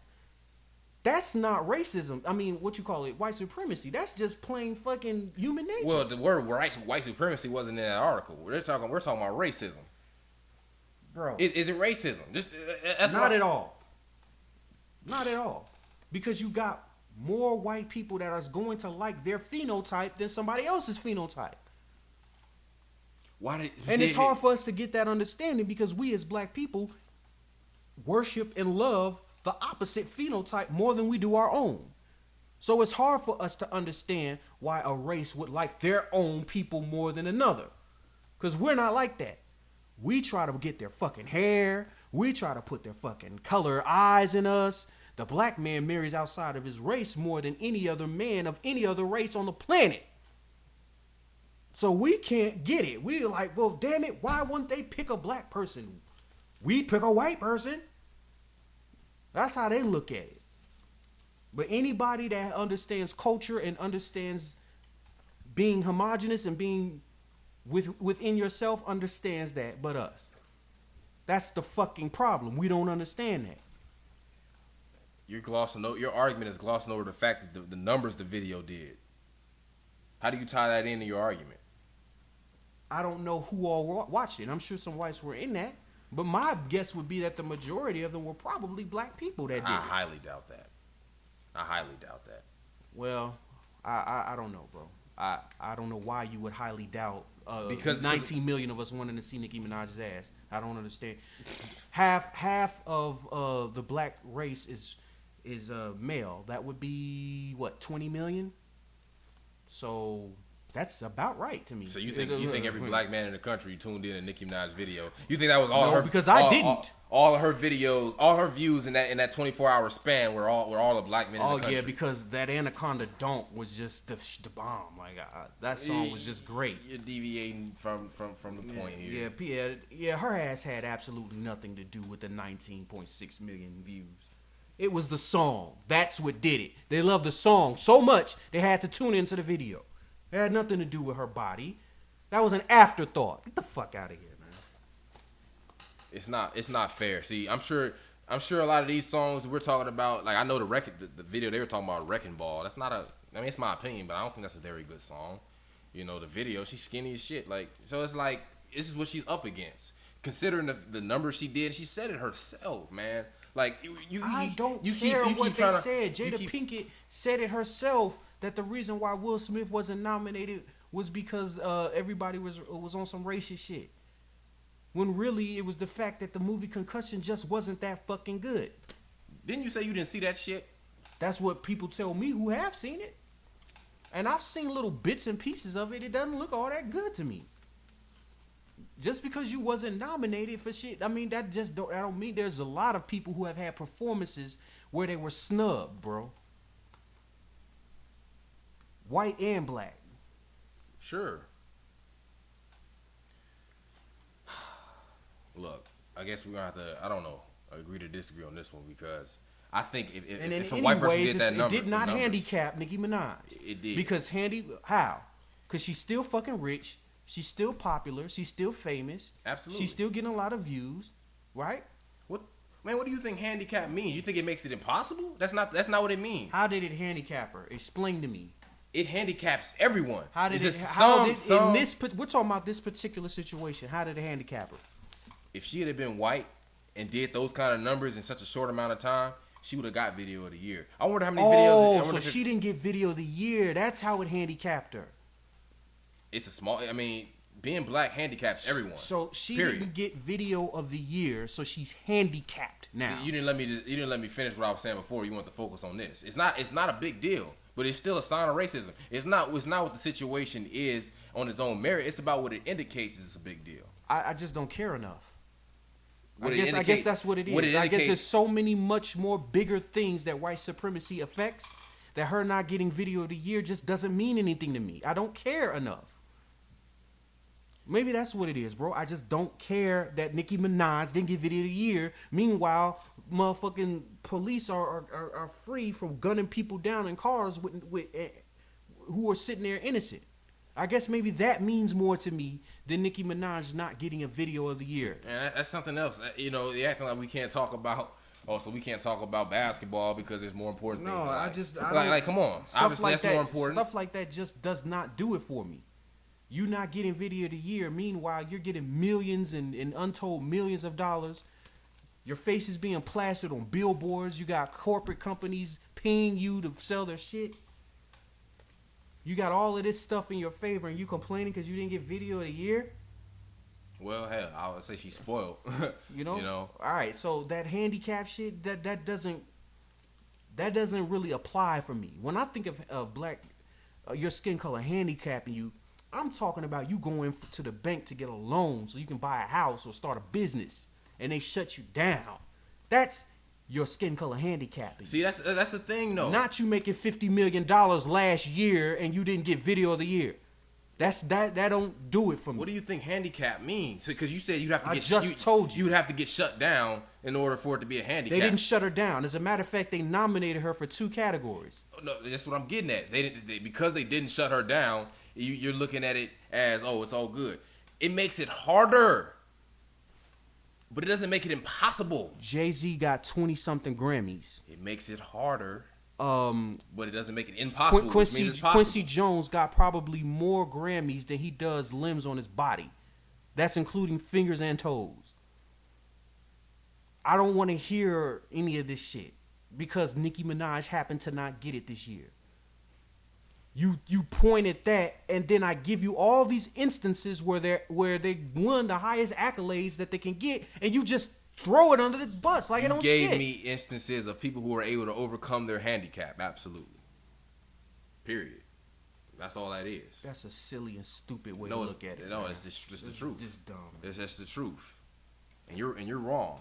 You know, normally I don't just outright say you're wrong if I don't agree with you. You're wrong here, and I know it. But, you know, it's fine. It's okay, because he talks about one instance while I give him many. Look. And his one instance trumps all the ones that I give him. No, because you're giving me... So, I guess I lost this one, guys. You gave me an instance. I lost this one, guys. You gave me an instance of somebody... He gave me one instance. You gave me an instance of somebody who was able to overcome their handicap, and I can give you several where they weren't. Okay, and how many instances have whites been able to overcome their handicap in the hip hop industry? Not many. Not many. But wait a minute, I don't understand. Is there a skin color or privilege in all aspects of the music industry, or is it not? Who said all? You know, and why you focus on hip hop anyway? Because that's what I was talking about when I said the music industry. I was talking about the hip hop industry. We're talking about when we first discussed this, I was talking about music industry, not just hip hop. I clarified this before we even got on air. I said the black industry, the hip hop industry. Well, I'm not talking about certainly not talking about the country music industry. No, let's not focus on any. Let's not focus on any particular. No, because we're much more prolific and much more successful in the hip hop arena and in the R&B arena. Yes, we are. Well, okay. This is a dumb argument. The king of R&B is a black man. Okay. The king of pop, which is supposed to be a white thing, is a black man. All right. The queen of soul and the godfather of soul are both black, respectively. So all the shit you talking about, I don't care. There's bigger issues, man, than because she didn't win video of the fucking year, man. You can not care all you want to, as long as you can admit that. I will not admit it. No. Well, then I don't think it has anything to do with racism. VMAs, Video Music Awards. The people that vote for those things are probably a bunch of white folks. They are not, of course, they're gonna value their phenotype more than the other person's. That's just being culturally aware. Something that we're not. It's culturally. That's so all of course we can't understand it. That's crazy. You see, if that's, but I'm trying to get back to this broad, because I'm talking about a macro perspective about the music industry. Obviously, in hip hop, we dominate that. That's like talking about the NBA. We dominate that. So obviously, that's not going to handicap you from being in the NBA. That's not going to handicap you from being admitted into hip hop. Being signed under a hip hop label. Obviously, being black doesn't handicap you. I'm talking about the music industry as a whole. When we try to venture out into more white dominated genres of music, we're going to be handicapped. If we try to white platforms like the Grammys and the VMAs. Was not basketball a white platform before we ventured into it and dominated it? We're talking about music here, but absolutely, yeah. Okay then. So we can reach out into white platforms and dominate it. We're not Wasn't dominating football pop. white dominated before we fucking reached out into it? It's still white quarterbacks all over the place, but yes. Oh, and there's black ones too. Not as many, but I'm just saying. That's the thing. There's plenty of them. I don't want to hear that shit. No, see, you got white. The most famous one, a lot of the most famous ones recently. And if white, there's more better white quarterbacks than there are black ones. That's just how it is. You got whites who think if you got a black quarterback, you got blacks. You got whites who think blacks are too dumb to be good quarterbacks. You know what I'm saying? Why they would think that now is beyond me. Why they would think that back then, I can understand, because most of the quarterbacks were white. The best quarterbacks ever in history are white. Sorry, that's just how it is. White quarterbacks tend to be better than black quarterbacks. Okay. They're not as explosive. They're not as entertaining to watch. They may not can do as much, but the greatest ones are white. It is what it is. So what? Okay, but I really didn't want to get on that, but I'm not gonna try to debate it because it just can't. It's true. But when we talk about white platforms, because we're outnumbered in this country, when we try to what's the word? When we try to prosper on those white platforms, it can be done, but it's harder on you when you're black. If you look at Eminem, you already agree with what he said. You see how he just keeps going to Eminem? Because that's the only person that he can name. That's the only person. That's the only white person that was big enough. Talented enough. That is not true. There are plenty of talented white boys out there that can rap very, very, very well. Now, are they as creative as Eminem? Okay, I played him a song that he really liked, and he didn't even know that was a white boy. He said, "Oh man, this song raw as hell." Yeah. You talking about that Tech Nine shit? Yep. That was Ritz. Yeah. That was off Ritz's album. Yeah, he's underground. Why is he underground? Because he can't make it above ground. That's why. He tried. I'm saying he was one of those guys that was on DJ Vlad getting interviewed by him. Yeah, he's tried to make it. Anytime you get interviewed by him, you're either up and coming, or you're on the other side of the spectrum, or you're washed. At that time he was supposed to be up and coming. Right. See, I saw 21 Savage on there before he blew up. Exactly. And the Migos are on there. They got absolutely. Yeah, they were on there. Yeah. You wouldn't see them on there today. Absolutely. But I'm saying, like, maybe if he see his thing, he's a guy who can just rap. Eminem knew how to make songs. He's known how to make songs. You know what I'm saying? Are you telling me he's the only white boy that know how to rap and make songs? Is that what you're saying? He's one of the few. And we're in their races, bro. Talent knows no color, man. Okay, there are plenty of extremely talented white boys out there, and there are plenty of extremely talented blacks. Okay, so to say that Eminem is one of the few, that is extremely rooted in ignorance. There's a lot of white boys out there that can rap. Obviously, and if you want to be real with it, white boys are actually doing more actual hip hop than we are. If you go to like other countries like England and Germany and stuff like that, Japan, and you listen to the white boys that are over in those countries, they keeping it more hip hop than we are. Real shit. Them boys can spit, man. Period. So to say that Eminem was the only one of the few, that's just not true. He just had Dr. Dre's backing. He had Dr. Dre co-signing him. That's why he got as big as he got. If you want to talk about the real reason why Eminem blew, the real reason is because he had the whole Aftermath Dr. Dre machine behind him. It took a black man to co-sign Eminem into this shit. I think he would have succeeded. No, because nobody else gave him a chance. Eminem had tried to succeed in other places. It wasn't until Dr. Dre decided, I'm going to go ahead and give him a chance, that it took off. Well, I'm not seeing that goes to your point, saying that being white, but you also said when I made a different point about the Grammys not being televised, the hip hop portion, you said that was back then. You could sit there and say, it's not as bad now, but that was then. It was a handicap for Eminem at first, but someone took a leap of faith on him. But I'm saying anybody who was willing to take that leap of faith, once you get your foot in that door, you'll prosper from there on out. Is what I'm saying. Cool. What's the wrong with that? No, I'm saying Eminem specifically would have prospered anywhere. I don't think Dr. Dre happened to be the guy who gave him the backing, but I think he would have prospered under any What you're label. saying is not backed by any type of precedence. You're saying he would have did it anyway. Where are all the other artists that reached his level before him that could have done it some other way? Didn't have the talent. Well, you keep saying the talent. There's plenty. We're talking in circles, so we can go to another. We're talking in circles because you can't give me somebody who has Eminem talent who didn't make it. If you can do that, then we can maybe. This dude is. Give me somebody who has. This doesn't make any sense. No, Eminem does not just. He can't just rap this rich guy. There are not that many guys, period, that have Eminem's talent, black or white. Absolutely. But there's plenty of black guys that made it. Okay. So why would a white person necessarily have to have Eminem's talent unless being white was a handicap in this fucking what you call it, in this particular genre? Now that's what I call handicap. When you can't make it, when you get shut down and nobody wants to deal with you because of your skin color, that's a handicap. That's a more severe handicap. That is what you call a handicap. When you can only name. This is why we don't.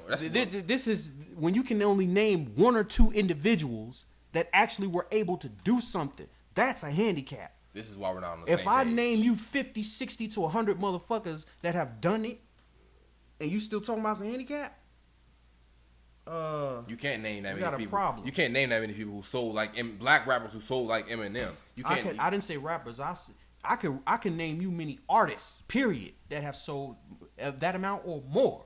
But J. Cole, you saying if you want to talk about rap, cause even though I'm just saying being black, period, in the music industry is a handicap. It's a cop out, man. J. Cole is blaming his skin color when really it's just that he doesn't have the type of whatever that is, that it thing, that little something extra that makes people want you to be that,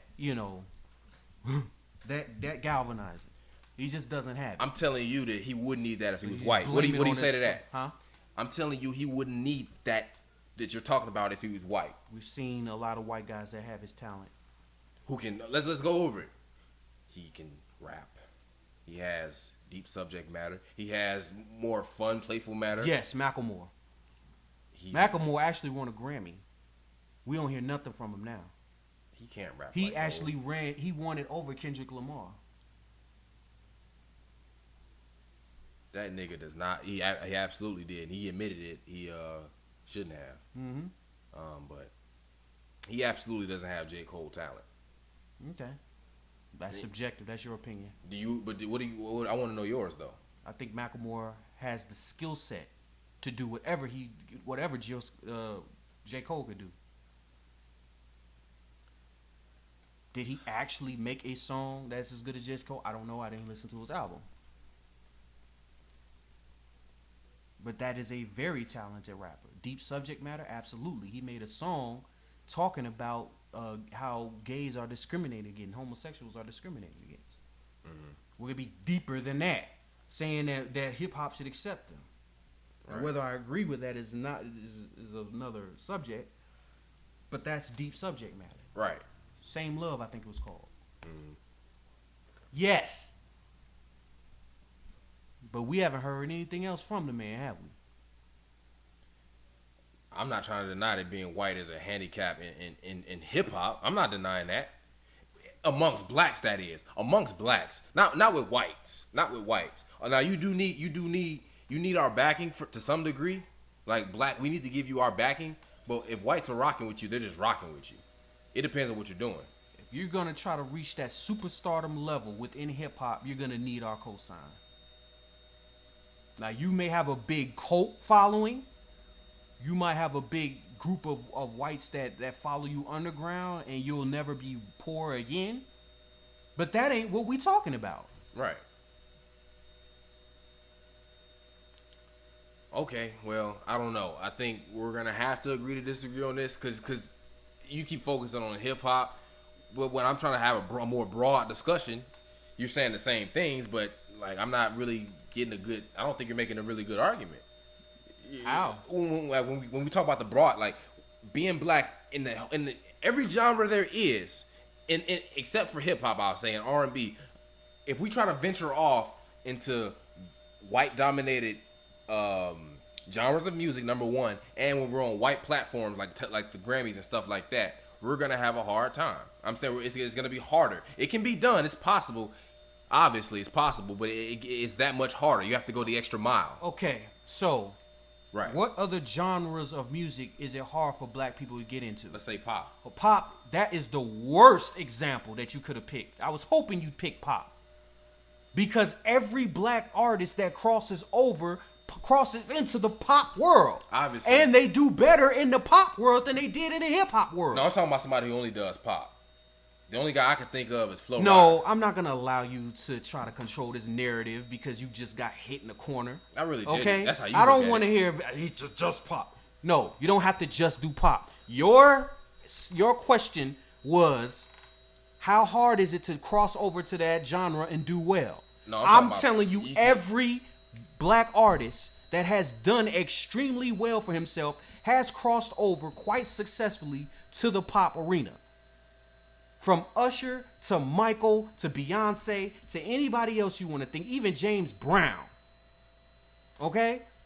So I don't want to hear that shit. That is completely not true. No, give me somebody quite easy to reach a certain level and cross gracefully into pop. Look at Flo Rida. Flo Rida does nothing but pop. One could say that he never did anything but. Look at how popular he is, how big he is. Every time I turn around, he's got another top 100 hit. Again, I already said that. That's the exception, not the rule. Dude told me, and I told him. Every single artist that has gotten worldwide appeal has walked gracefully over to pop. Name an artist that is huge, that's a pop artist as well. I'm not denying that what you said about all the people who started off. They had to make their start in the black arena. Your question was. I'm asking you a different question.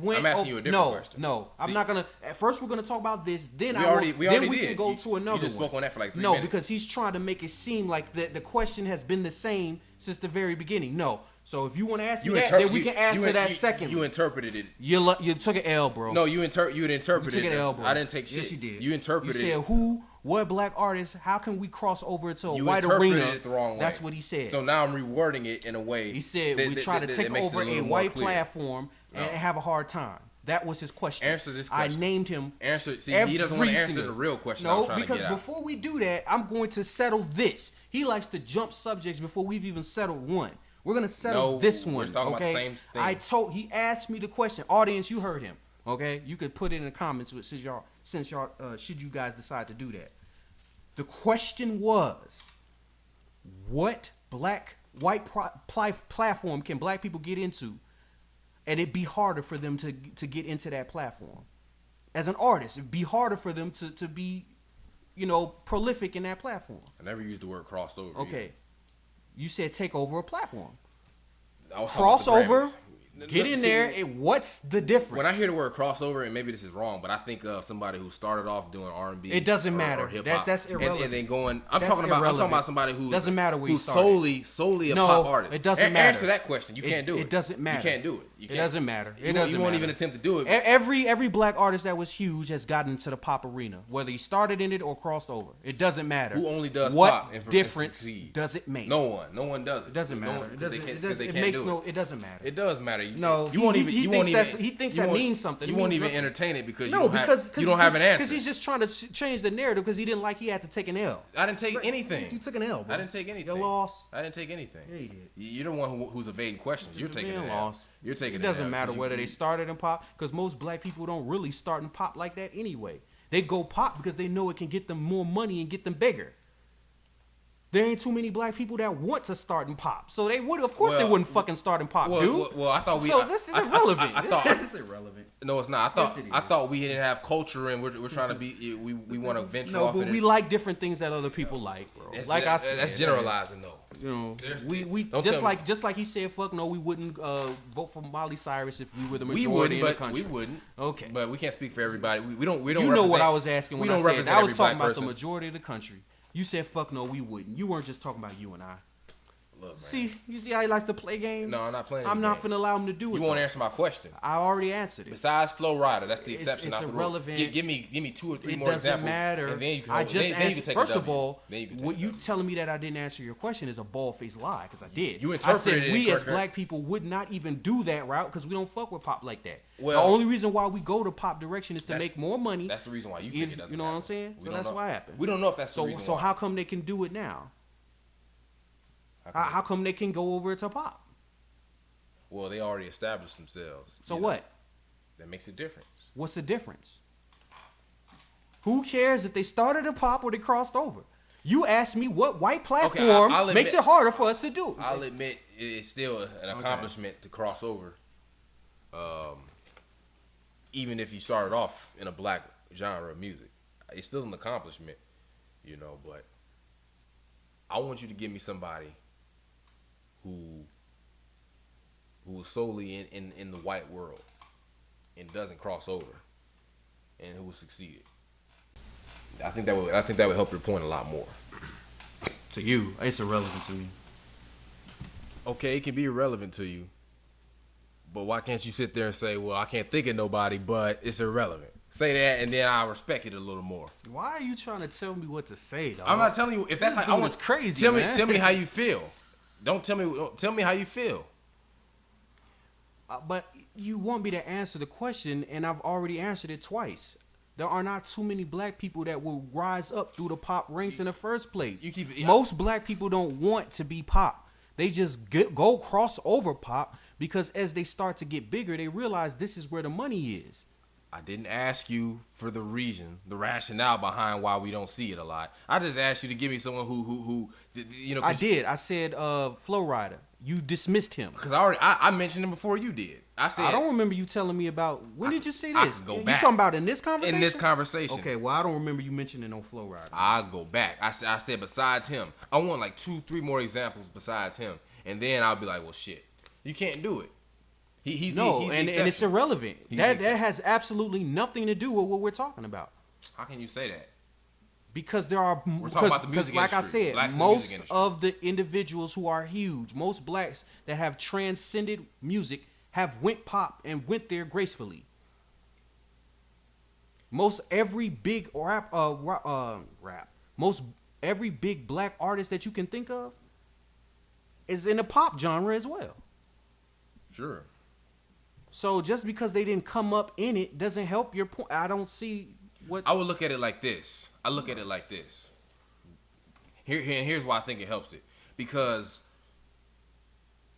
we can't prosper. We're not gonna if the whites ain't rocking with us, we're not gonna be superstar status. You know, a lot of these guys they might not cater to whites in their music per se. Like let's say a Future. Like I don't think he really makes music that caters to like genres that white people tend to gravitate to. He doesn't really do that, but whites are rocking with him. They're rocking with his music.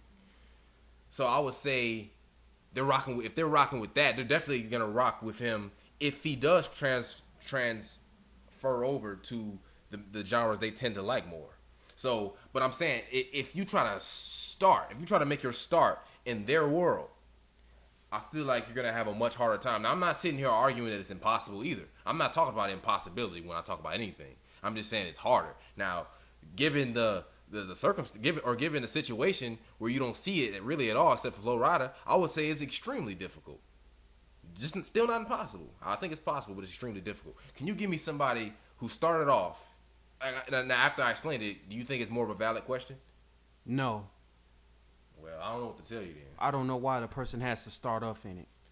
I told you because obviously we can get into hip hop. That's our thing. So, but whites are listening to that too. You have to keep that in mind.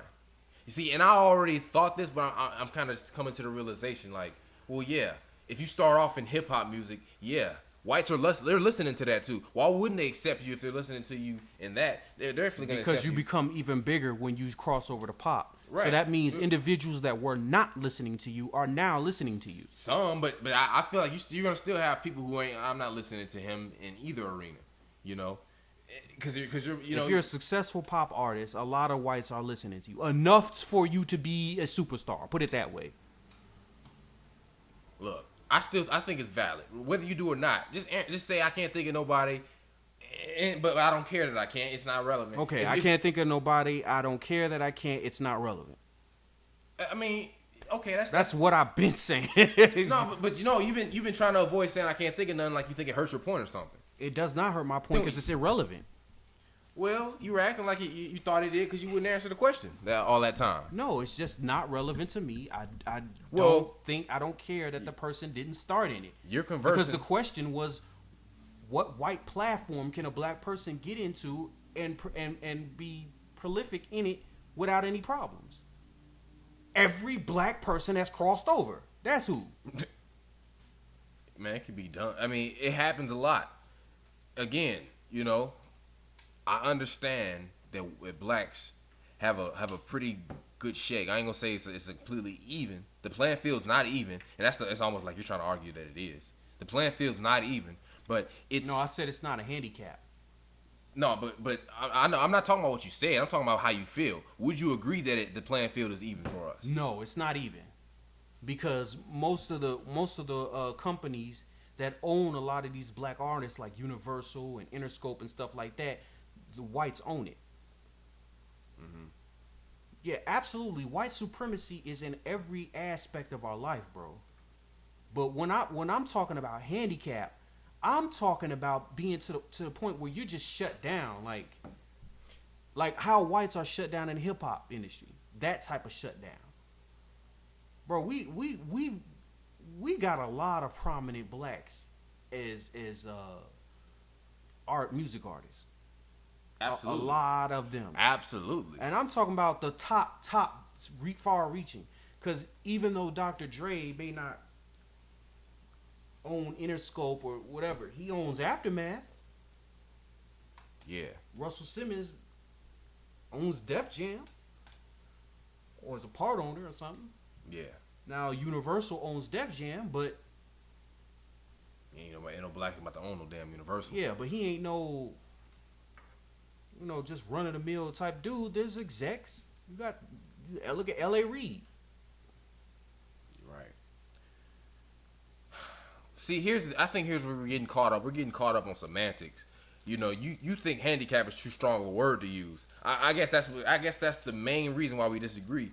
I don't think I'm using it more loosely than you are, because handicap doesn't mean the way you seem to think it means. It doesn't mean that. You think it seems like you think it means if it's a handicap, it has to be damn near impossible for me to use the word handicap. No, I'm saying that just because Nicki Minaj didn't get best video for fucking Anaconda does not mean that it's racism. That's what I'm saying. Because what about all the other black artists that did get best video at the VMAs? They were overcome their handicap, and Nicki Minaj was not. Or maybe they just didn't think it was the best video. Why is that not the numbers? Because I don't think they judge it based off just the best video. I think they judge it off a lot of things, a lot of aspects. Okay, so I guess pretty much they just decide what year they're gonna be racist. Okay, so like one year they say, you know what, we're not gonna be racist this year.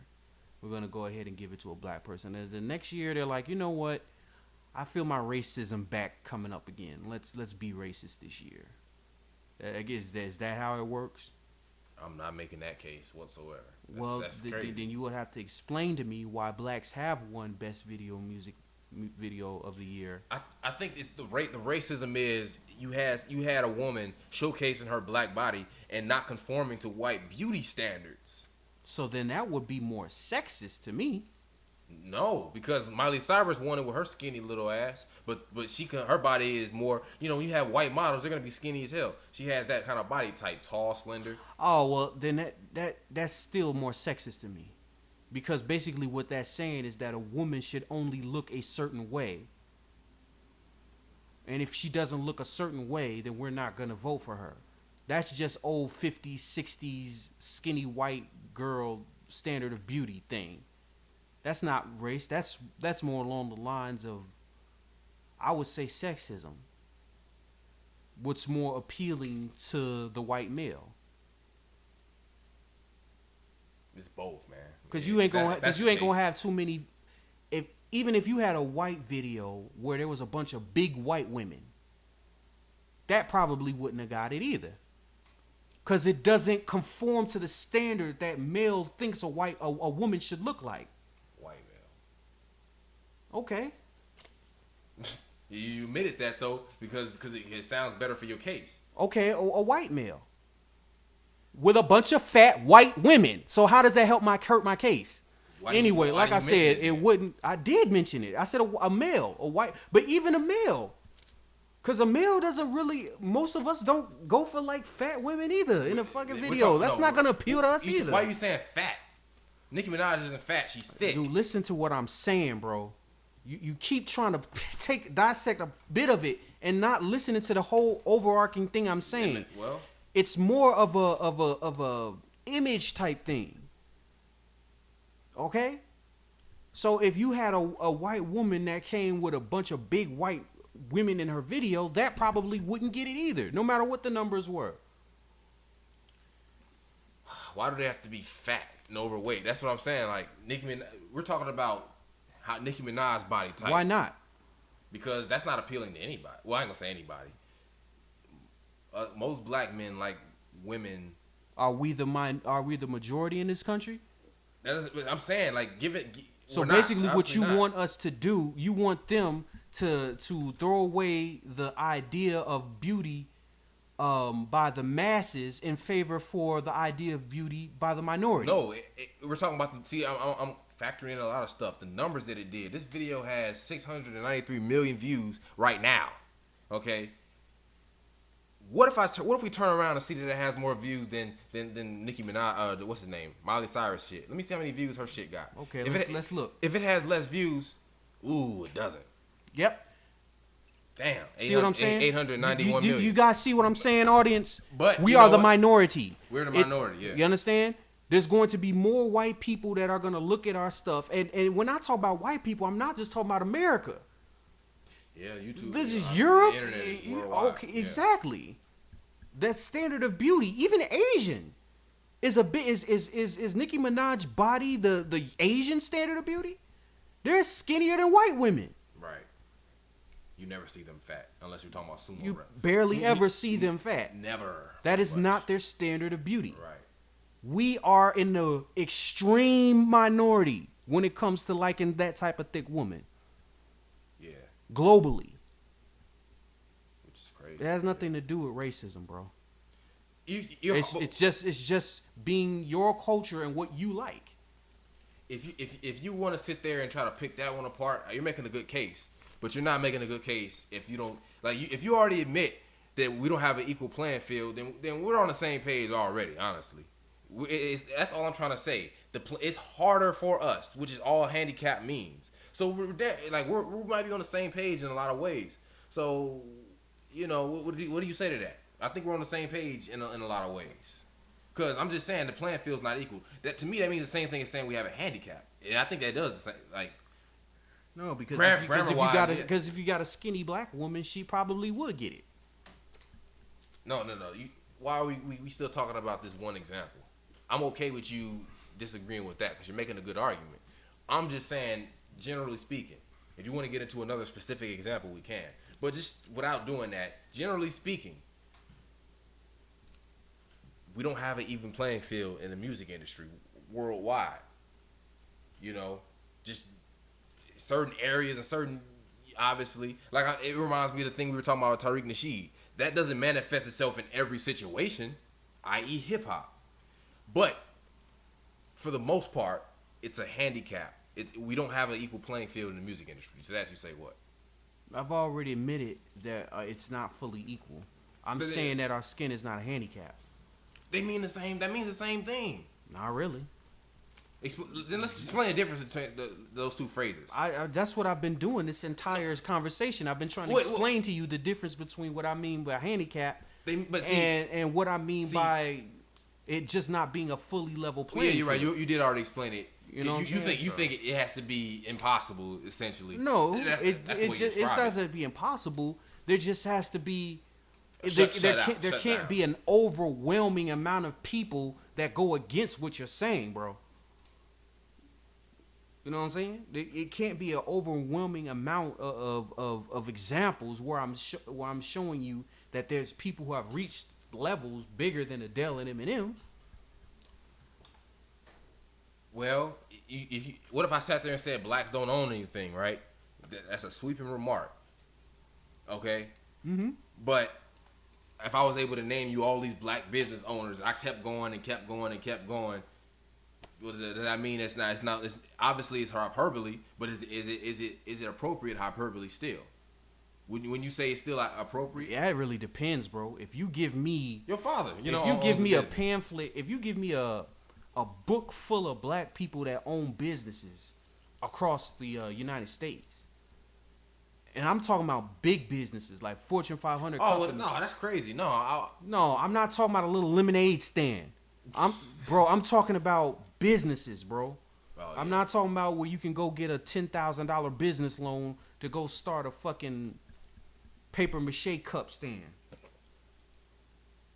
I mean, a real company. Like, they're giving the money for the $20 million startup money they're giving these Indians to come over here and get gas stations and Walmarts and stuff like that.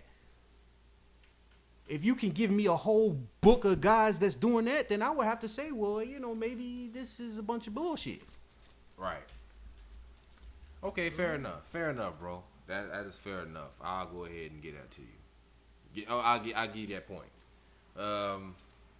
But unless there's anything else you want to add, I want to switch gears. I think this is going to be our last subject. Yep, we can switch gears. All right, so see, I told LJ off air that I didn't want to be a basketball channel. I wanted to switch it up because we've talked about basketball in every episode, and we've talked about it for the majority of every episode. I kind of want to switch it up. So we've gone this entire podcast to this point without talking about basketball. But I want to throw one last subject in there because that's, one of our biggest common interests. So we want to talk about, we'll make it brief, maybe 20, 25 minutes. We want to talk about Kobe and LeBron. This is a big thing back in 2009, 2010. This is a big subject on who's better between Kobe Bryant and LeBron James. Kobe, end of subject. Next.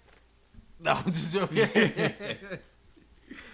I believe LeBron James is the superior player. I think he's in prime for prime better, and I think I want to sit there and say, I'm not sure. He might have already surpassed him on the all-time ladder. Oh, that doesn't mean anything. Why wouldn't that mean anything? If you play for that many fucking playoff seasons because you're in a weak-ass Eastern Conference, you're going to rack up more points. Yeah, matter of fact, now I think about it, he definitely surpassed him in the all-time. Yeah. But let's put that in context. He's playing in a weak-ass Eastern Conference where he constantly makes a deep playoff run every single year because there's no competition. Yeah, So, yeah, he's going to rack up more points. Probably going to rack up more than Michael before it's all said. He probably already had. Yeah, in playoff points, he's all-time leader. Oh, so does that make him better than Mike? No. So, Kobe, like... No, I'm that same argument for Kobe? No. No, I'm saying... I'm saying prime for prime. I think is better. I wouldn't say that for Mike and LeBron.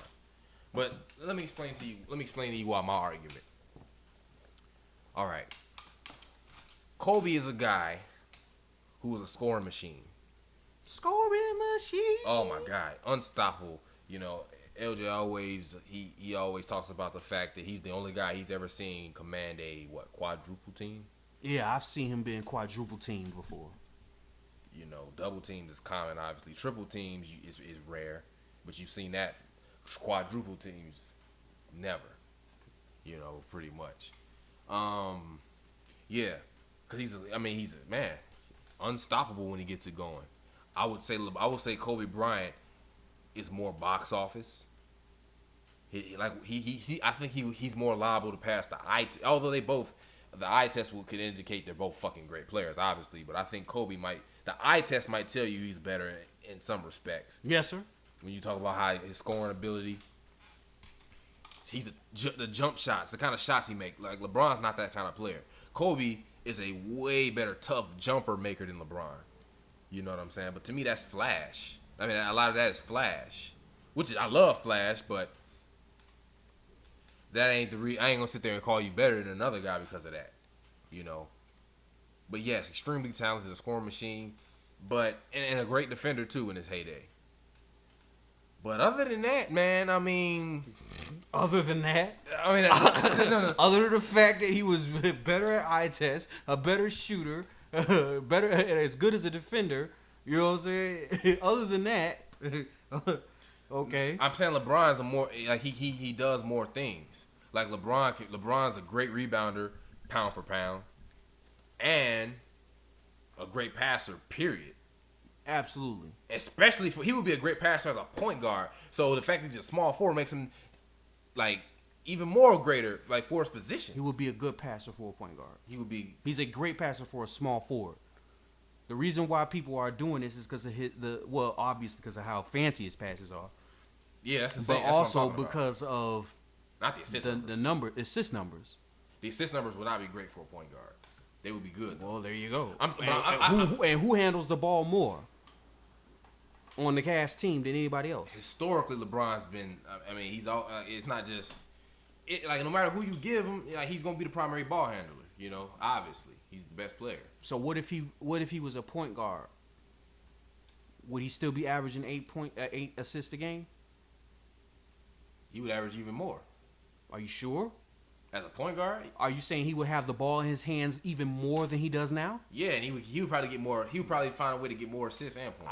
I don't see him handling the ball any more than he does now. He just doesn't want to play that position. What do you? Yeah, I'm trying to figure out what are you getting at by bringing. So what I'm saying is that he would be a okay point guard. Man, that nigga would be a poor man. Look, if Magic Johnson only reason why I'm saying this is because he pretty much has the ball in his hand the majority of the time, dog. I can't see him switching a point guard and now having it in his hands even more. So how do you figure he would drop off an assist? I'm not saying he would drop off an assist. Well, how do you think he wouldn't? I don't know. An uptick in assists? Never mind. Well, just finish what you were saying. This isn't important. Go ahead though. Yeah, he would be. He's a great passer. You know, the pass the pass he made. Give me somebody who can make some of the passes he made. Michael and Kobe. I'm talking about playing right now. I'm talking about as far as being the best passer in the NBA right now. No, and Kobe, I've never seen any passes. Some of the passes I've seen from LeBron, I've never seen from Kobe. Look at come on, man. I'm saying that Kobe has made plenty of difficult passes and great-looking, stellar passes. Has he made any passes as good as the one to Mozgov? Or how about the pass between Andrew Wiggins' legs to Derek Williams for the layup? No, I don't think he was doing all that. He wasn't on all that shit. Right, that's what I'm saying. So, like LeBron, he great scorer. Yes. Yep. Great passer. Yep, absolutely. Great rebounder. Yep. That he is. Great defender. Yeah. You know what I'm saying? Absolutely. You know what I'm saying? Now, let's talk about Kobe. Great scorer. Great passer. Great rebounder. Great defender. The thing is, everything that you can say about LeBron, you can say about Kobe. He was a great rebounder for his position. He was a great passer for his position. Okay? He was a great defender, period. If you look at how many all-defensive teams he's been on, okay, they're comparable. Yeah. Okay. Great scorer, right? Best difficult shot maker, and way more championships, bro. Way. 2 more championships is way, yeah. Because it's hard to win a championship. So if you get 2 more championships, that's way to me. Way more championships. You got 5. So Magic got way more than Bird as far as you're concerned. Yeah. He got 5 championships. 5. And went to the finals 9 times. Okay. But yeah, go ahead. But yeah, bro. So a lot of times when people want to do is they want to break it down to the numbers thing. Oh, stuff like that. When I look at Kobe, first of all, Kobe has had tougher competition in the West, way more tougher competition than LeBron has faced, even than Michael has faced, just leading up to the finals.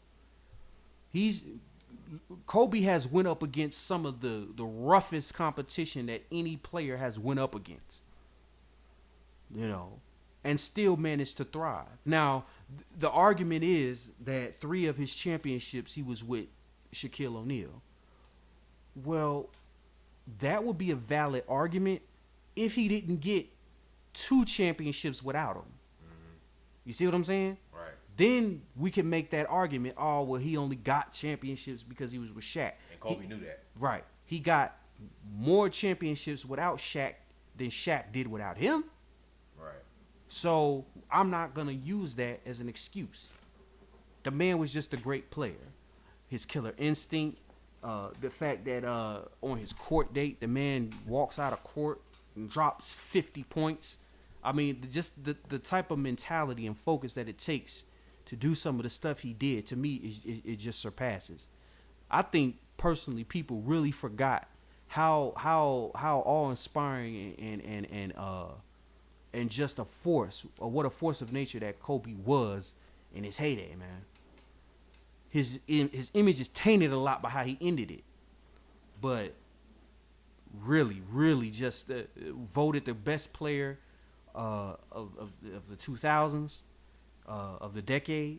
The man was talked about as the greatest player, the most talented player by the likes of Carmelo Anthony, Larry Bird, Magic Johnson. Everybody in the NBA was saying that Kobe was the best, man. Probably one of the best one-on-one players we've ever seen. Okay? And he was just as deadly in the paint as he was on the perimeter. So, with all that being said, maybe he didn't pass as much. That's okay because he wasn't a pass-oriented individual. 2 totally different games. It's a mark against him in comparison to LeBron James. Absolutely not a mark against him because it's just LeBron. 2 different games. It's not a mark against him in a broad perspective, but if you go compare him to LeBron James, not at all. Absolutely. Not at all, because just because one person scores to win championships and another one passes to win championships, that doesn't make the passer better than the scorer. There's just different avenues to the championship. See, the reason why that don't work because LeBron's a guy who is to label him as a passer is unfair. You can label Kobe as a scorer. That's totally fair. You can't just label LeBron as neither really a scorer or a passer because he's a jack of all trades, do it all type of guy. Let's not sit here and make it seem that his passing has not gotten him in trouble on numerous occasions. There's a lot of times where the man passed and he shouldn't have. That passing mentality has gotten him in more trouble than probably anything else besides maybe his free throw percentage, which Kobe was better at, by the way. Yes, he was. Okay? So, I mean, how many times have we seen LeBron James over and over and over again pass and we're like, bro, just take it to the fucking hole, man. Just take it to the hole. That's all you got to do. And he just keeps passing it, and it ends up turning over, or the guy doesn't hit the shot, and people are saying, see, this is why we say he doesn't have that killer instinct. Because he passes instead of taking it up. I think I might be mistaken. I think the first time where that narrative was brought up is when he passed to Udonis Haslem. I think it was a game against the Utah Jazz, regular season game. He passed to Udonis Haslem for a mid-range jump shot, and he missed it. Look how long ago that was, too. Long ass time ago, yeah. So since then, because you're right, since then, it's been the same narrative. He did it again not too long ago on a regular season game to Darren Williams in the corner. Right. You know what I'm saying? And everybody says, who wants to jump on his dick? Oh, well, that was the right play. No, the right play was for you to go in and try to draw the foul. But you ain't want to do that because you're not good at the free throw line. See what I'm saying? So, why would you throw it to a 27% three-point shooter? Hey, they was talking about his percentage was like 40-something in those corners. That's what I heard. I don't know, bro. Yeah, but I don't know either, but for 100% certainty. But Look, man, I'm with the people who say it was the right play because if you look at it, he got double teamed. If he hadn't gotten the double team, he'd have just pulled the three right there. But I think it was Jay Crowder and Isaiah Thomas. Nah, he could have still took the three, but whatever. That would have been a low percentage shot. Lower than Darrell Williams, 27%. Yes. Okay. Absolutely. All right. Because Darrell Williams got an open shot. I tell you what ain't a low percentage shot. Him barreling to the fucking rim and catching the shot. I would like to look at the play again and you tell me where you think he should have. Because there was a point where that wasn't an option no more. Like he had already used his dribble up when he made the pass. The point where he could have done it was when he first tried to pull up for the three in the first place. He used his dribble already. You talking about when he first? Like I remember he pump fake, took the dribble, went up again, and then they double teamed. I said when he first went up for the dribble, for the pump. I think that's how it went. So okay, yeah, okay, he could have done it, but it was too late. He wanted to take the three, and I forgot what the score was. Maybe he wanted a 3-pointer. You see, he didn't need a 3-pointer at that time. Maybe he wanted one that bad because he like, look, I'm gonna shoot it. Listen to this. Three times. A 3-pointer would have been great, Absolutely. but they didn't need a 3-pointer at that time. But LeBron having the back. Let me finish my point. The high basketball IQ he has, he's like he thought it would have been better to get a 3. That's all good. There's 3 times they didn't make they lost. They lost. Okay, so it didn't happen to go that way. You keep talking about his high IQ. That's fine. You got to win. So that's. If your IQ doesn't lead you to a win, bro, then it's really kind of useless. I mean, it's good in theory. No, it's good. You got to win it. Like, good, for instance, period. taking 2 shots in one quarter, game 5, was it? Or game 4? One of those. That's not going to cut it. Can't attempt just 2 shots in a quarter. That's not going to work. Yeah. I double dog dare you to say Michael Jordan would have just attempted 2 shots, or was it 12 shots? I get confused. I think he attempted only 12 shots in the quarter and only attempted 2 like within the last certain amount of minutes. I can't remember how it went exactly. Okay, if you wanna nitpick, I mean, you got a whole list of Kobe shit. Like let's not go there. You know what I'm saying? Like the biggest. But Kobe's gonna at least try though. He may fuck up and miss the shot. He may do it wrong, but he's gonna at least try. So what's worse, choking or disappearing? You know what I'm saying? Disappearing, because that shows you're not even. That's a lack of effort. If you try and your shots don't go in, that's one thing. But for you to not even attempt, that's a whole nother thing. That's way worse. I think it's worse to choke because you don't believe that. That's a bunch of bullshit. I think it's worse to choke because at least if you gotta try, bro. You can't just give. That's giving giving up. They're both bad. Not trying is giving up. There's a difference between trying and failing and then giving up. Okay? No, and you're trying to make that equal, and it's not. And there's no way you can make that case. No, what I'm saying is, I think if you choke, at least if you're choking, like scoring wise, you can find other ways to impact the game: defense, passing, rebounding. You know, Kobe was finding other ways to impact the game. He was just choking at the scoring end. Yeah, absolutely. Yeah, he had like 12, 15 rebounds, something like that. Right. In that game 7 I was getting ready to bring up. Absolutely. He's still going for the rebounds. He's still trying to defend. He's doing whatever he can to try to get himself back into the game and do something. And that's exactly what LeBron's doing if he's not if he's not if you don't attempt. No, but we're talking about other aspects of the game. No, we need you scoring, bro. We need Kobe to score too. Dude, you know what I'm saying. Please stop playing these dumbass mind games. Please. That's irritating. It really is. Okay? They're both LeBron bad. James has to try to score. But if you keep missing, LeBron wasn't missing. That's the thing. No, I'm talking about Kobe. I'm talking about LeBron. LeBron was not missing. He just wasn't attempting. It's one thing if your shot's not going in. LeBron's shot was going in. All he had to do was take it to the hole. Right now, what I'm speaking on is whether it's worse to choke or disappear. To disappear. You already said that. Now I'm trying to make my counter argument here. Now I think it's worse to disappear. I mean, damn. I think it's worse to choke because he knows deep inside. It's a Freudian slip. That's what it's called, a Freudian slip. He knows the truth. He just wants the bullshit right now. You know, you're bullshitting right now. It's okay. He knows what it's. It's worse to choke because at least if you're disappearing, you're not being a detriment to your team. Hey, missing all these shots. You need to when you miss You're shots, alone. Nobody else when thinks you miss like shots, you give up transition opportunities to the You're alone to on the other that, team. Bro.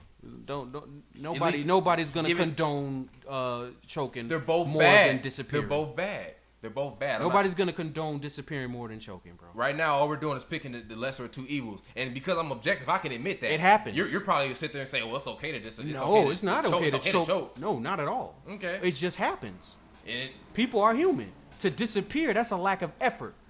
That don't just happens. That's just you're not engaging. If your shot doesn't go in, your shot just doesn't go in. But to try, that's 100% within your control. See, here's the thing: they both have negative aspects, just different in different ways. One indicates, I'm not. You could say they're not trying or giving up. Other one is, man, I'm trash and I'm fucking my team up. That's what Kobe was doing his last year. Period. Now, all those shots he was missing. Now, what was happening with LeBron? Why he disappeared? Because his shot was not going in. So why did he disappear? Why did he disappear? Yeah, because it wasn't that his shot wasn't going in. Why did he disappear? What was his reason? Well, I don't know. That's what I thought. You already know. He apts to do that. He just a disappear or melt down for no fucking explanation, no reason. He just don't attempt. Maybe it was a bit of self-awareness, like, maybe he was in the practice, like, God damn it, I don't got it tonight. You see, that's something that would never enter into Kobe's mind. Kobe's not like, you know what, maybe I just ain't got it tonight. Fuck that. He's going for it. It doesn't matter. Yeah, and that's why he's got that mentality. That's why he's got 5. That mentality made his Lakers last year really garbage. In 2015. Who cares about last year? Here's the thing. Man was fucking all old and had all injuries. He was in a terrible situation with the Lakers. Okay, he had all types of situations going on with that. So who cares about the last year? He knew he wasn't making no real run last year, and he still tried to play. He tried to play, but he was a detriment to his team because he was a detriment. Absolutely, he was a detriment. So they would have done much better without Kobe. They would have done better. I don't know how much better. They wouldn't have done shit. They'd have lost. They wouldn't have made it probably to the playoffs. Yeah, you gotta say probably though. See, it was out of the question with Kobe shooting all them damn brickland in his last season. Dude, I watched it, dude. They wasn't finna do nothing, man. I know they wouldn't do anything. I'm saying he made his team worse than they would have already. And been. he was still the best player on the team. Now imagine that. No, he wasn't. Who was better than him? Jordan Clarkson. Fuck out of here. Jordan Clarkson was the best player on the team. How much was he averaging? I don't know. How much was he averaging? I don't know. You better look that up before you just say I'm shit. gonna look it up. But here's what Kobe did in his last season: throwing up bricks. This is sickening to me. You are an extremely disrespectful individual. Don't show me that video, bro. I'm not showing you a video. I'm reading numbers to you. Don't read numbers to me. That's extremely disrespectful to talk about what he did when he was old and on his last leg. But I'm using it. Don't talk to me about what he did on his last leg. I'm putting it in context. No, I'm not just saying it just to okay, well, show me what his numbers in his prime. Don't show me him his last year when he was injured. You see, you keep cutting me off. You're not understanding my purpose in doing this. It's not. I don't care about your purpose. No, it's relevant. It's relevant. It's not at all because that was his last year. What I'm saying is, he led the Lakers in shot attempts, but yet he shot 35.8% from the field. Okay, that is awful. I think that's the lowest percentage I've ever seen. What does this have to do with Kobe in his prime, bro? No. What I'm saying is, this is what happens when you're missing shots. It's better to not even be taking those shots and find other ways to contribute. You're still talking about his last year. No. It's not about the last year per se. But it's funny how you go straight to his last year though. No, let's go back to something more relevant. Kobe's liable to have games where he shoots poorly, and that is a detriment. He was a detriment to the Lakers in that last year. He was detriment to anytime where he's shooting poorly in games where he's in his prime, but he's just shooting poorly. He's a detriment to his team. You can't be a detriment to your team when you won 5. Season. You can't be a detriment to your game, your team, and you won 5 championships. He's not always a detriment to his team, but I'm talking about those games where he struggled. Well, fuck the games he struggled. He's apt to those games. Fuck the games he struggled because you're a detriment to your team if you disappear when they need you. It depends on what you're doing on the other end. It depends on what you're doing in other areas. They lost. That's what they did on the other end. You always talk about how they lost on a lucky ass. You say that it was lucky. They could have very well won that game. And who's to say they would have even been close if LeBron wasn't doing other things? Now, other guys stepped up. There's a lot of reasons why they stayed in the game. Bro, one of them were probably the fact that LeBron... I'm through with this conversation. This dude is trying to tell me that a lack of trying and engaging to put points on the board Nah, is better than choking. No, I'm not. You're upset that I'm actually making a good argument for that shit. Don't tell me what I'm upset about when I'm clearly telling you what I'm upset about. Well, okay. What I'm clearly upset about is you trying to make a case in the first place. Because you're saying some credible things, I'll admit that. But you're never going to convince me that not trying is better than choking. So I'm not going to ever go on that board, no matter how good they sound, because I know what people have been saying about it. Okay? That people respect you trying more than you not. You talking about that? I mean, I can understand that, absolutely. Well, why can you understand it more? We're talking about what actually has an impact on the game, not perception. We're talking about basketball. I'm talking about what makes you the better player. That's what I'm talking about. I think winning and being a detriment to your team or not is part of winning and making somebody a better basketball player than the other guy. I think if you're disappearing and then you lose because you disappear. They're both bad. See, that's the thing we have to keep in mind. They're both bad. But we're arguing which one's worse. You know? The one that's worse is the one that has the least amount of championships doing it his way. That's what's worse. LeBron's still going, bro. Okay. LeBron's still going. The one who won the least amount of championships doing it the way that he's done it is worse. LeBron's still going. You know, we both know he's going to get at least one more before he's done. Oh, we know this. Just like we knew all the other stuff before, right? Like we knew he was going to win this past season. We knew that. I'm not talking about that. I'm talking about we always know these things. He just knows these things. No. See, I'm not talking about that stuff. I'm talking about like legitimately. Like, no, because you just know this. You just know that LeBron is going to win another championship. I don't know anything. What makes you think he's going to win another one? Because he's still the best player in the NBA. You know, not by the greatest margin anymore, but he's still the best player in the NBA. He's getting older, dog. He's getting older, yeah. Okay, he's not getting any younger. But he's not showing these lines are showing down. You said he's at his pinnacle right now. You told me that off air. He's in his pinnacle right now. Best LeBron we've seen. Yeah. How long is that gonna last? Who knows? I would reckon we're gonna still see a great LeBron next year. Yeah, in this conference, you damn right. You goddamn right we will. I'm gonna move on to my next point though. When it comes to who I think is better, LeBron has greater team carrying capability. All right. How you figure? I figure because you look at what he did. People don't talk about it a whole lot. People talk about how the help he didn't have in Cleveland, but this is a guy who won 66 games in a shitty Eastern Conference. In a Cleveland Cavaliers in his first stint with the Cavs. This is why people don't talk about it that much, because they know how shitty the conference was. Come on, man. I'm just telling you, this is why it's not. You just said it. People don't talk about it this much. They don't talk about it this much because if you had any type of real game to you, you could probably do that in an Eastern Conference. Let's just be real. His conference has been shit since he's been in the conference. But here's the thing. Okay? Here's the thing. He was the number one seed that year over the Celtics, who probably should have won a championship that year. They won it the year prior, and then Kevin Garnett went down. The Celtics probably should have three-peated low-key, but that's another subject. You know, he did better. He had them play a better regular season than the Celtics did that year. See, that's the thing. The Celtics, they won a championship in 2007, 2008. They started off the regular season better than they did the year prior. They were on pace for greatness, and then somehow LeBron's able to lead his team to a better regular season than that team. That's remarkable, regardless of the conference. Okay. You know what I'm saying? I'll give you that. But you're only saying that because the Celtics were there. That's the only reason why you're saying this. The Celtics were there. The Magic were there. See, that's the thing. The East wasn't as bad as it is now. Let's keep that in mind. Yes, they were. Too. No, it's not as bad as it is now. I'm not saying not as bad as it is currently at this very moment. No, yeah. Absolutely not. But you're talking about how it has been the past couple of years. It's been terrible the past couple of years. It's been terrible from the very...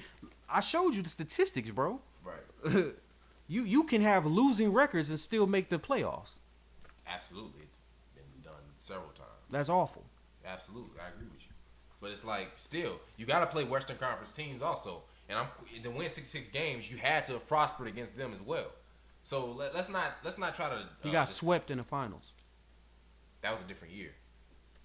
I'm talking about 2008, 2009. Yeah, when he went to the finals, he got swept. He carried that same... Well, not the same thing because they were different players. Yeah, absolutely. So I'm saying, like, Why didn't he get another 66 win season? Hey, I mean, I don't know what happened that year. It just kind of clicked, I suppose. But So that was a fluke. No, I'm not saying it was a fluke. Well, why didn't he do it again? Because the conference was just as shitty, if not shittier. I don't know. Didn't the Celtics disband that next year? No, not the next year. Not Matter of fact, they stayed together like 3-4 years after that. They disbanded in 2013. No, they just got worse. Yeah, they did. They did. So then they really should have won another. Why didn't they win another 60 game? I don't understand. I wasn't watching ball at the time. I started watching in 2010. Oh, okay. So I can't speak on it. Yeah, it happens. You know? Just like your Hawks won 60-something teams. 60 games. And then got swept in the conference finals and then never got any further than that, ever. Well, of course we wasn't about to beat LeBron. You know what I'm saying? I'm just saying, you got swizzled. Swizzled. Okay? So you can win a 60. So are we now to let's give Paul Millsap the greatest ever because he led his team to a 60 win. No, LeBron has way more. Fluke, man. It happens. No, it wasn't a fluke. My 60 win Hawks were not a fluke. And people acting like his teammates, because people make it act like his teammates were garbage. When his other teammate, I can't remember his name, I want to say Larry Hughes or somebody got on there. He did more for that team than Scottie Pippen did when he first got on Michael Jordan's team. For all those who want to say Scottie Pippen did Michael? No, Michael made Scottie, sir. That first year Scottie got on the Bulls, they didn't do nothing. He didn't do nothing. That first year, what's his face? I want to say his name was Larry Hughes when he got on there. I think it is. Yeah, or Larry. Yeah, Hughes or Sanders, one of them. Not like Hughes. Yeah, Hughes. When Larry Hughes got on that team, he did a hell of a lot for that team. See, that's another thing. They like to over exaggerate how bad LeBron's team was. His team was not that bad, dog. It really wasn't. LeBron made Larry Hughes too then, because where the hell has he been? What has he done not on the Cavs? I'm just talking about for that team that year when he got on there. That's all I'm talking about. But he disappeared after that. I understand it. Okay. But for that team, when he got on there, oh yes, sir. Yes. Look, it's not even just that season though. LeBron has showcased his team carrying capabilities a couple years prior. When he's with a bunch of other superstars, you are correct. No, not just that. I'm not just getting at that. When he dragged the now we can talk about the finals. He got swept. Yeah, that a couple years prior to that when he dragged the Cavs to the finals. That ain't that hard to do in the East, but all right, he beat the Pistons who had won the championship like 3 years prior. Yeah, he did go ham on the Pistons. I ain't gonna lie. Yeah, he did his thing on the Pistons. He carried the fuck out of them. And one of those, I think one of the closeout games, or it was game 5. I don't think it was the elimination game. Mm-hmm. This man scored the last 25 points against the Pistons. I mean, he tore them a new one. Yeah, he did. You know what I'm saying? That's carry. That is the epitome of carrying your team. Absolutely. Did he win a championship that year? He didn't have enough. He didn't have enough pieces to do that now. But we just talking about his team carrying capabilities. If you give him the pieces. So if you give Kobe Bryant the pieces, what is he gonna do? See, that's the thing. People say that like Kobe needs a very specific mix. Like LeBron, you could just give him some players. That's a bunch of. And he'll make it happen. That's a bunch of bullshit. No, you won't. You can't just give LeBron anybody because that's why he sits back and handpicks who he wants. If you could just give him anybody, he wouldn't have to handpick anybody. Well, when I say anybody, it doesn't have to like when talking about. I think their games don't really matter all that much. You just be a good talent. You got to give LeBron James a stretch 4. That's what you got to give him. You got to give LeBron a stretch 4 in order for him to do what he needs to do. He has not won any championships without a stretch 4. I can't argue against that shit. He knows what he needs. You got to give LeBron a very specific thing as well. Fair enough, but that doesn't take away from the fact that like he showcased more of a team. Like what about in the finals in 2015 where the Warriors who won 67 games that year, like they came out of nowhere and took the league by storm, 14-15. They ended up winning the championship, but without his 2 top guns. Well, he had Kyrie in game 1, but for the most part didn't have Kyrie because they actually lost that game. So the 2 that they won, LeBron that was all LeBron. Yeah, bro. yeah, you know what I'm saying. So yeah. That's team carrying capability. Now they went on to lose 3 straight, but for them to be up to, because he wore down, like he couldn't keep that up forever. They would on to lose 3 straight, but hey, because I mean he got tired. He's human. Hey man, you know I'll give it to you, bro. I'm the one that be trying to convince you that it was phenomenal that he got. No, it is phenomenal. I just don't think. I still think he would have lost. But it's still phenomenal that he was able to do what he did. I understand that. So you put Kobe on that squad. Okay. Where with the cast, who he had. What's happening? No, sir. No, sir. No, sir. I just gave him the sweep gesture. No. You put Kobe on that squad with Dellavedova and fucking what's his face? That nigga Kobe gonna drop 55 with 2 assists and take the L. Take an L every game. He's gonna average 48 and take an L in the series. That's what's gonna happen. Oh, so basically the same thing that happened to LeBron. No, they lost. LeBron got some games. Same outcome. Hey, they lost. You need so help. It's gonna be the same outcome. You need help. Everybody needs help. No one's above that rule. Everyone needs help. Absolutely. Yeah. Now, what I'd like to know is what would happen with Kobe and Kyrie. Oh, I don't know if LeBron Kobe could play with another ball dominant player like that. He did with Shaq. Well, we're talking about another ball dominant. Let me be my fault. Let me be more specific. Another ball dominant perimeter guy, like another ball handler. You know, I don't know how. Why does that make a difference? Oh well, I mean, because that's why people question with Chris Paul and James Harden whether that's gonna work. 2 ball dominant guards. That's a problem. It can be a problem. You have to adjust your game. The only reason why it's a problem is because both of them are ball stoppers. If you're not a ball stopper, it shouldn't be a problem. That's why I said what I said about Blake Griffin. Blake Griffin is not a ball stopper, so you can't compare him to James Harden. I mean, I wasn't trying to compare him. Blake Griffin isn't even really ball dominant when you think about it. So, well, he do be working in that post. Can't really complain. You can't really compare. I wasn't trying to compare. I'm just sounded awfully like you were trying to compare. I'm not trying to rehash that. All right. So yeah. No, not because they're both facilitators, but because they're both ball dominant facilitators. Right. That's the problem. And ball stopping facilitators. That is the problem. So you don't think Kobe and Kyrie are ball stoppers? That's the thing. I don't know. I would have to see how they get along. Right. I don't know if Kobe definitely was a ball stopper earlier in his career. See, that's the thing. When Kobe dropped, I looked at his career high. I mentioned it, but then I went to go look and see when he did it. He did it in like his second to last season. His career high in assists, 15 assists. You know, he did that later in his career. But it's like, well, you kind of had to do that shit, dude, because you weren't effective anymore on the scoring end. So I don't know how much a prime Kobe. We're talking with a prime. We haven't seen Kyrie's prime, but let's say Kyrie now with a prime Kobe. I don't know how well that would work. It sounds great. It could work, but they have to be able to adjust their games. They have to be willing. So I don't know.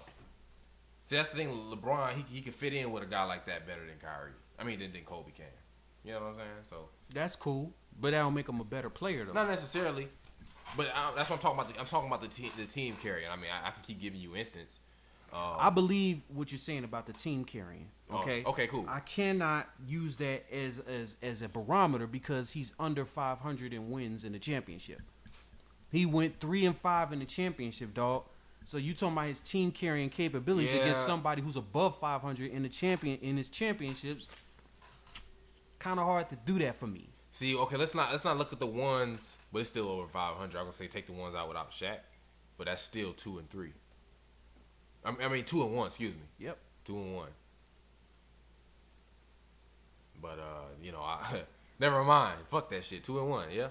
2 and 1. I can't say anything. But wish I could.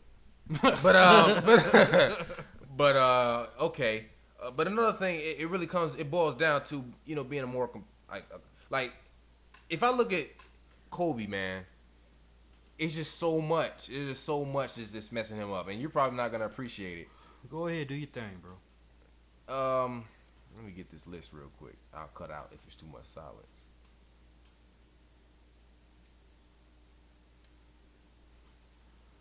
Yeah, I guess he's just more aesthetically pleasing to me. Watching him play, I just remember what he was to the league, and the type of terror that he inspired in the hearts of those who went against him, dog. Definitely had more, like, some of the intangible stuff. Definitely killer instinct. He got him way beating that, you know. But let me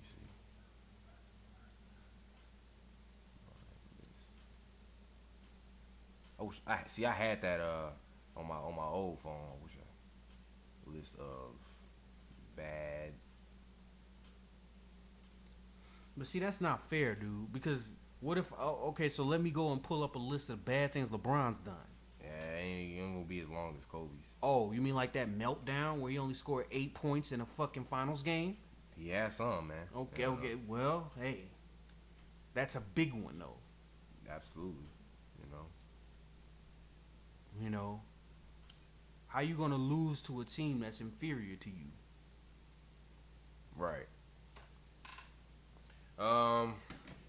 Yeah, that was really bad. See, but the thing is, I like to predicate my argument on pure basketball and not necessarily NBA accomplishments. If that's gonna be a part of my argument, it's gonna be a very minuscule part. I always use this analogy to put it in perspective. Fuck all the NBA shit for a second. If you saw these two guys playing on the court, Kobe on the playing pickup on a 5-on-5 full court, and obviously you had those kind of talents at a local park, everybody's gonna be tuned in, and you had a statistician and everything. Who's gonna pass the eye test part? Kobe probably. Kobe's got that type of game, right? Pickup type of game that just wows you, right? But he's the one that's gonna stand out the most. But whose numbers are gonna be better? I don't know. It depends on if LeBron decides he wants to pass more or bum rush the basket more. If he decides he wants to just bum rush the basket more, he's probably going to look better. But then, I don't know, because then you got Kobe who will probably shoot on 2 or 3 defenders and swish it, which is going to look better. It depends. I guess it just depends on your style of game, what you like to see the most. Right. Let me pull up something right now, because it's really, like, Hubie Brown said it best. I'll never forget, when he's talking about it on the telecast. It was a game versus the Cavs in Oklahoma City. I think it was in the 15-16 season. And the words he said were profound. Well, it wasn't profound per se, but it's like, I already said the thing, and this is before I heard anyone else say it. But the thing that sets LeBron apart from most everyone else who's ever stepped foot in an NBA arena or on an NBA court is his ability to pass the ball. Magic. But see, here's the thing. Who's a better scorer between LeBron and Magic? LeBron, only because Magic that wasn't his mentality. So you know how I always make the case for a person not getting as much assists because their mentality is to score? Well, Magic is the direct opposite. His mentality was to assist rather than score. You think if the man didn't want to, he couldn't? You think he could average with, like, you think he could have won a scoring title? I'm going to ask you that. I don't know. There was some really tough guys back in the day, man. Well, okay. There was some real tough. I don't know. So, let's look at this, man. LeBron and Kobe's played 20 seasons in the NBA. LeBron has played, I think, 14. I think next year will be his 15th season. LeBron James is 12 all-time in assists. And I'm looking at the top 25 here. Kobe's nowhere to be found. Because he was a scorer. He was not an assist man. Okay, LeBron's a scorer too. He's in a like, that's the thing. He's a scorer and he's a passer. So how am I gonna say a guy who's just a scorer is better than, like, he because of his overall dominance of the game and what he accomplished. That's why. See, you talking about accomplishments. Now because that goes into what I think is a better player. That's why you cannot have a man who doesn't have a ring in the top 20, 30 greatest players of all time. Yeah, and unfortunately that's how it is. But I don't think it should be. Well, I do, because what else is going to set you apart? There's thousands of guys that can get you 25 and whatever. How are you going to set them apart? Right. It's difficult. I already admitted that off air. Yeah, because you got to go by accolades. Your accolades and what you have achieved is what sets you apart from the next man. So you can score 23 and 5. I can score 21 and 4. But I got 4 championships and led my team to 4 of them and got finals MVP in 3 of them. You was a first round exit every year. Yeah. Are you better than me? Fuck no. You know what I'm saying? Let's look at this. I hear you, but you talk about the top 25 all time. I see Carmelo. And here, there's some current players in here. Vince Carter's 22nd. Carmelo Anthony's 25. Dirk, no, Paul Pierce isn't a current player anymore. LeBron James is number 7. Is number 7 all time in points, right below Dirk Nowitzki, who's played 19 seasons. So he's right below Dirk. Dirk got about like 20,000 points. Kobe's number 3. You know what I'm saying? Yeah. See, Kobe is above him. Oh, okay. Kobe was a superior scorer, but I'm saying LeBron was better at passing by a wider margin than Kobe. Oh, here you go with that shit. LeBron, it's true. LeBron is better at passing by a wider margin than Kobe is at scoring. 2 different mentalities, 2 different games, bro. Yeah, and LeBron's game was superior. How? He doesn't have the superior amount of rings. He didn't lead his he didn't lead his team to the that's why we play the game, to win. That's why the game is played, to be a conqueror and be a champion, be the best team in the NBA. That's why you're competing. So you can't get rid of and try to dismiss the very reason you play the game. Well, the reason I am because there's guys like Jordan's better than Kareem, despite the fact that Kareem has one more championship. Or let's do Bill Russell instead. One more championship. They have the same amount. Oh, yeah, yeah, you're right. They do have the same. Well, I was going to go to Bill Russell anyway, but yeah, they do have the same amount. Bill Russell is still inferior to a lot of guys, despite the fact he has 11 championships. So it's all about context. I mean, yeah, I would say in this game, it's about context, right? LeBron's still better than Kobe, despite the fact they played in the same type of league. Nah, I mean, LeBron James wasn't. Kobe wasn't playing back when there were only 9 teams in the NBA. He wasn't playing back when there was no 3-point line and there was no hand. He was none of that. And the lane and the defensive lanes were a lot smaller and all that type of stuff that makes things different than it was now. That's fine.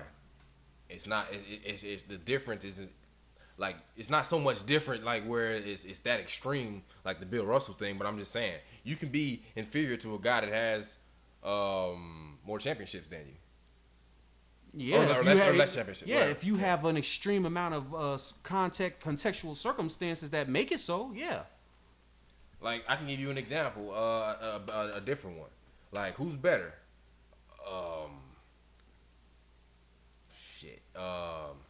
Kareem Abdul-Jabbar or Larry Bird? Kareem. You think Kareem's better? Yeah. That's subjective. It's not. It is? Absolutely it is.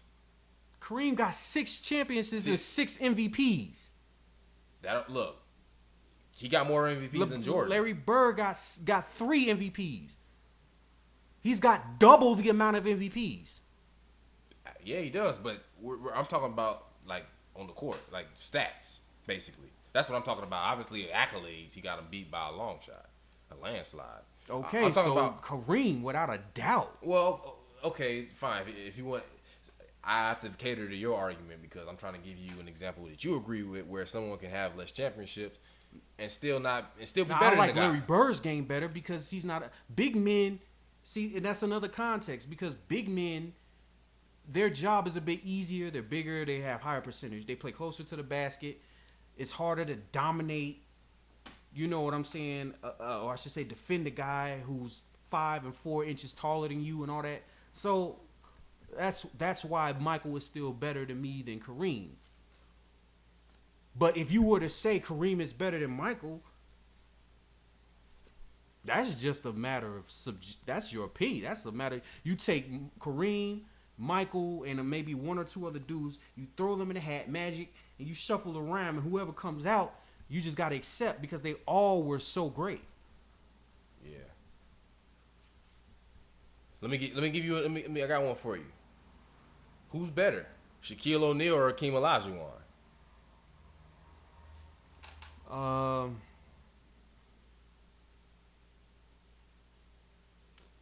I would probably say I like Shaq better, but I would have to give it to Hakeem simply because Hakeem didn't have anybody that could ride shotgun with him like Shaq did in all his titles. That's a good point. Shaq had Kobe to ride shotgun. Shaq had Dwayne Wade to ride shotgun. Hakeem, who did he have? That was, I mean, both Dwayne Wade and Kobe are both like some of the top greatest players to ever play, especially at their position. Especially at their position, yeah. So I mean, who did Hakeem really have that was like that?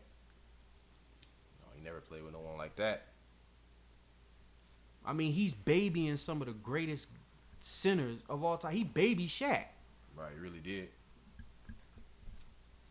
You know what I'm saying? David Robinson. So I mean, context though, you know. But I'm just Shaq got 2 more rings than him. Absolutely. What is your point in saying that though? I still give it to Hakeem, but see, there has to be some type of contextual reason why. If you're lacking in rings to the next person, then there has to be some real context, and the real context is Shaq started winning his shit mostly post Jordan era. Right, absolutely he did. Hakeem was in the thick of Jordan era. He was the second best player to Jordan, but in a 2 to 3 year time span. Yeah. You know what I'm saying? Right. So, and I mean, for good measure, I'll mention the fact that he was drafted over Jordan. Hakeem Olajuwon was the number 1 overall pick in the 1984 draft, and Jordan was number 3. So he drafted over him and everything. You know what I'm saying? So yeah, so that's what I'm saying. Like you can be better, and I think I don't have to keep giving you examples. You know that there's other ones. You can be better than somebody despite the fact you have less championships than them. I think that's the case with LeBron and Kobe. Absolutely. But like I said, you have to have the context. So you're telling me there's no context. So what I'm saying is that Kobe got more rings, and he didn't play with as many superstars as LeBron has. He never played. He played with Shaq. LeBron never played with somebody as great as Shaq. He played with Shaq. That was it. Did LeBron ever play with somebody as great as Shaq? Kobe's got 2 rings without Shaq. Sure. But that's the thing. If you want to talk about more championships, 3 of them were with Shaq. Like, LeBron has more... He has more finals MVPs than Kobe. You know what I'm saying? How many finals MVPs does Kobe have? 2. Yeah, that's right. He got 2. Because Shaq took them. Like, what you gonna do? That's what I'm saying. So, LeBron has more as the number 1 guy than Kobe does. Yeah, because he played with Shaq, man. What you gonna do? Right. We don't know what he would have done if he didn't play with Shaq. We don't know if he would have still been able to win a championship or not. But we know he was able to win 2 without him. Yeah, but so we do know what he would have done without him. Nah, we don't know if he would. We don't know if he would have been able to trump the Spurs all those times still, and beat the. Let's say he might have. Who knows, man? He might not have been able to get as far in that period of time. We don't know because you give him somebody like a Saul, they might could have done something, bro. Well, all we can do though is speculate. Yeah, we can speculate, but if not speculate, look at what's actually transpired. Well, what has transpired is that LeBron James has had teams that he should have beaten and still lost against. You changed the argument a little bit. I mean, it's the truth. He's had teams that he should have beaten and he lost against, and he should have beaten them. So it was like, well, what is your excuse for that?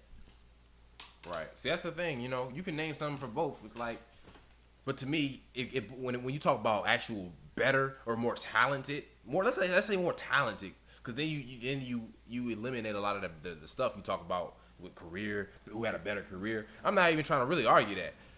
Who's more talented? I think LeBron did more on the court than Kobe did. He wasn't as flashy, no, but I think he had more. He had more to offer on the court. LeBron has more MVPs.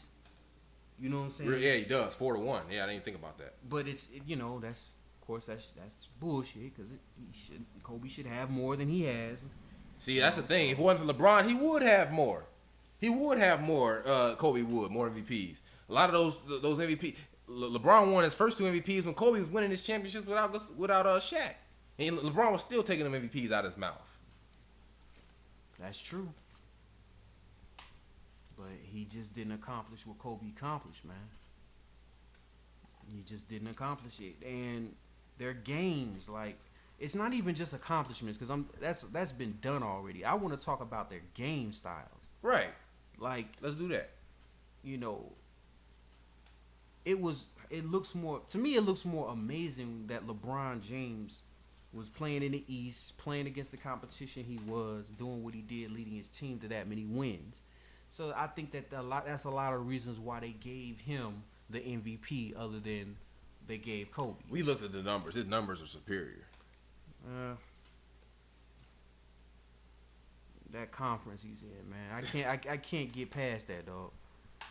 You gonna get flashy numbers if you're a decent player, a good player, a really good player. What would have been Kobe's numbers if he played in the East? Like, let's flip it. You put LeBron James on the West, and you put fucking Kobe on the East. What would their numbers have been? No clue. I have no idea. You know? Yeah. That's what I like to know, because a lot of those times that Kobe didn't make it to the playoffs or got eliminated in the first round, his Lakers were trash. So I don't know. Yeah, but see, I can't even bring that up because of the conference. You know, I would say maybe LeBron. But see, I don't think it. But I was gonna say just for shits and giggles, I'll mention the fact that if you put LeBron on those teams, it's possible. I wouldn't put my money on it. No, not in the West. Yeah. Not in the West. Right. Not at all. No, he wouldn't even know. Well, I mean, you know, it's really, I think it's a matter of opinion, because there's really, you can make good cases for either one of these guys, which we did. We made good cases for both guys. You know, it's really a matter of opinion. But to me, I'm looking more so.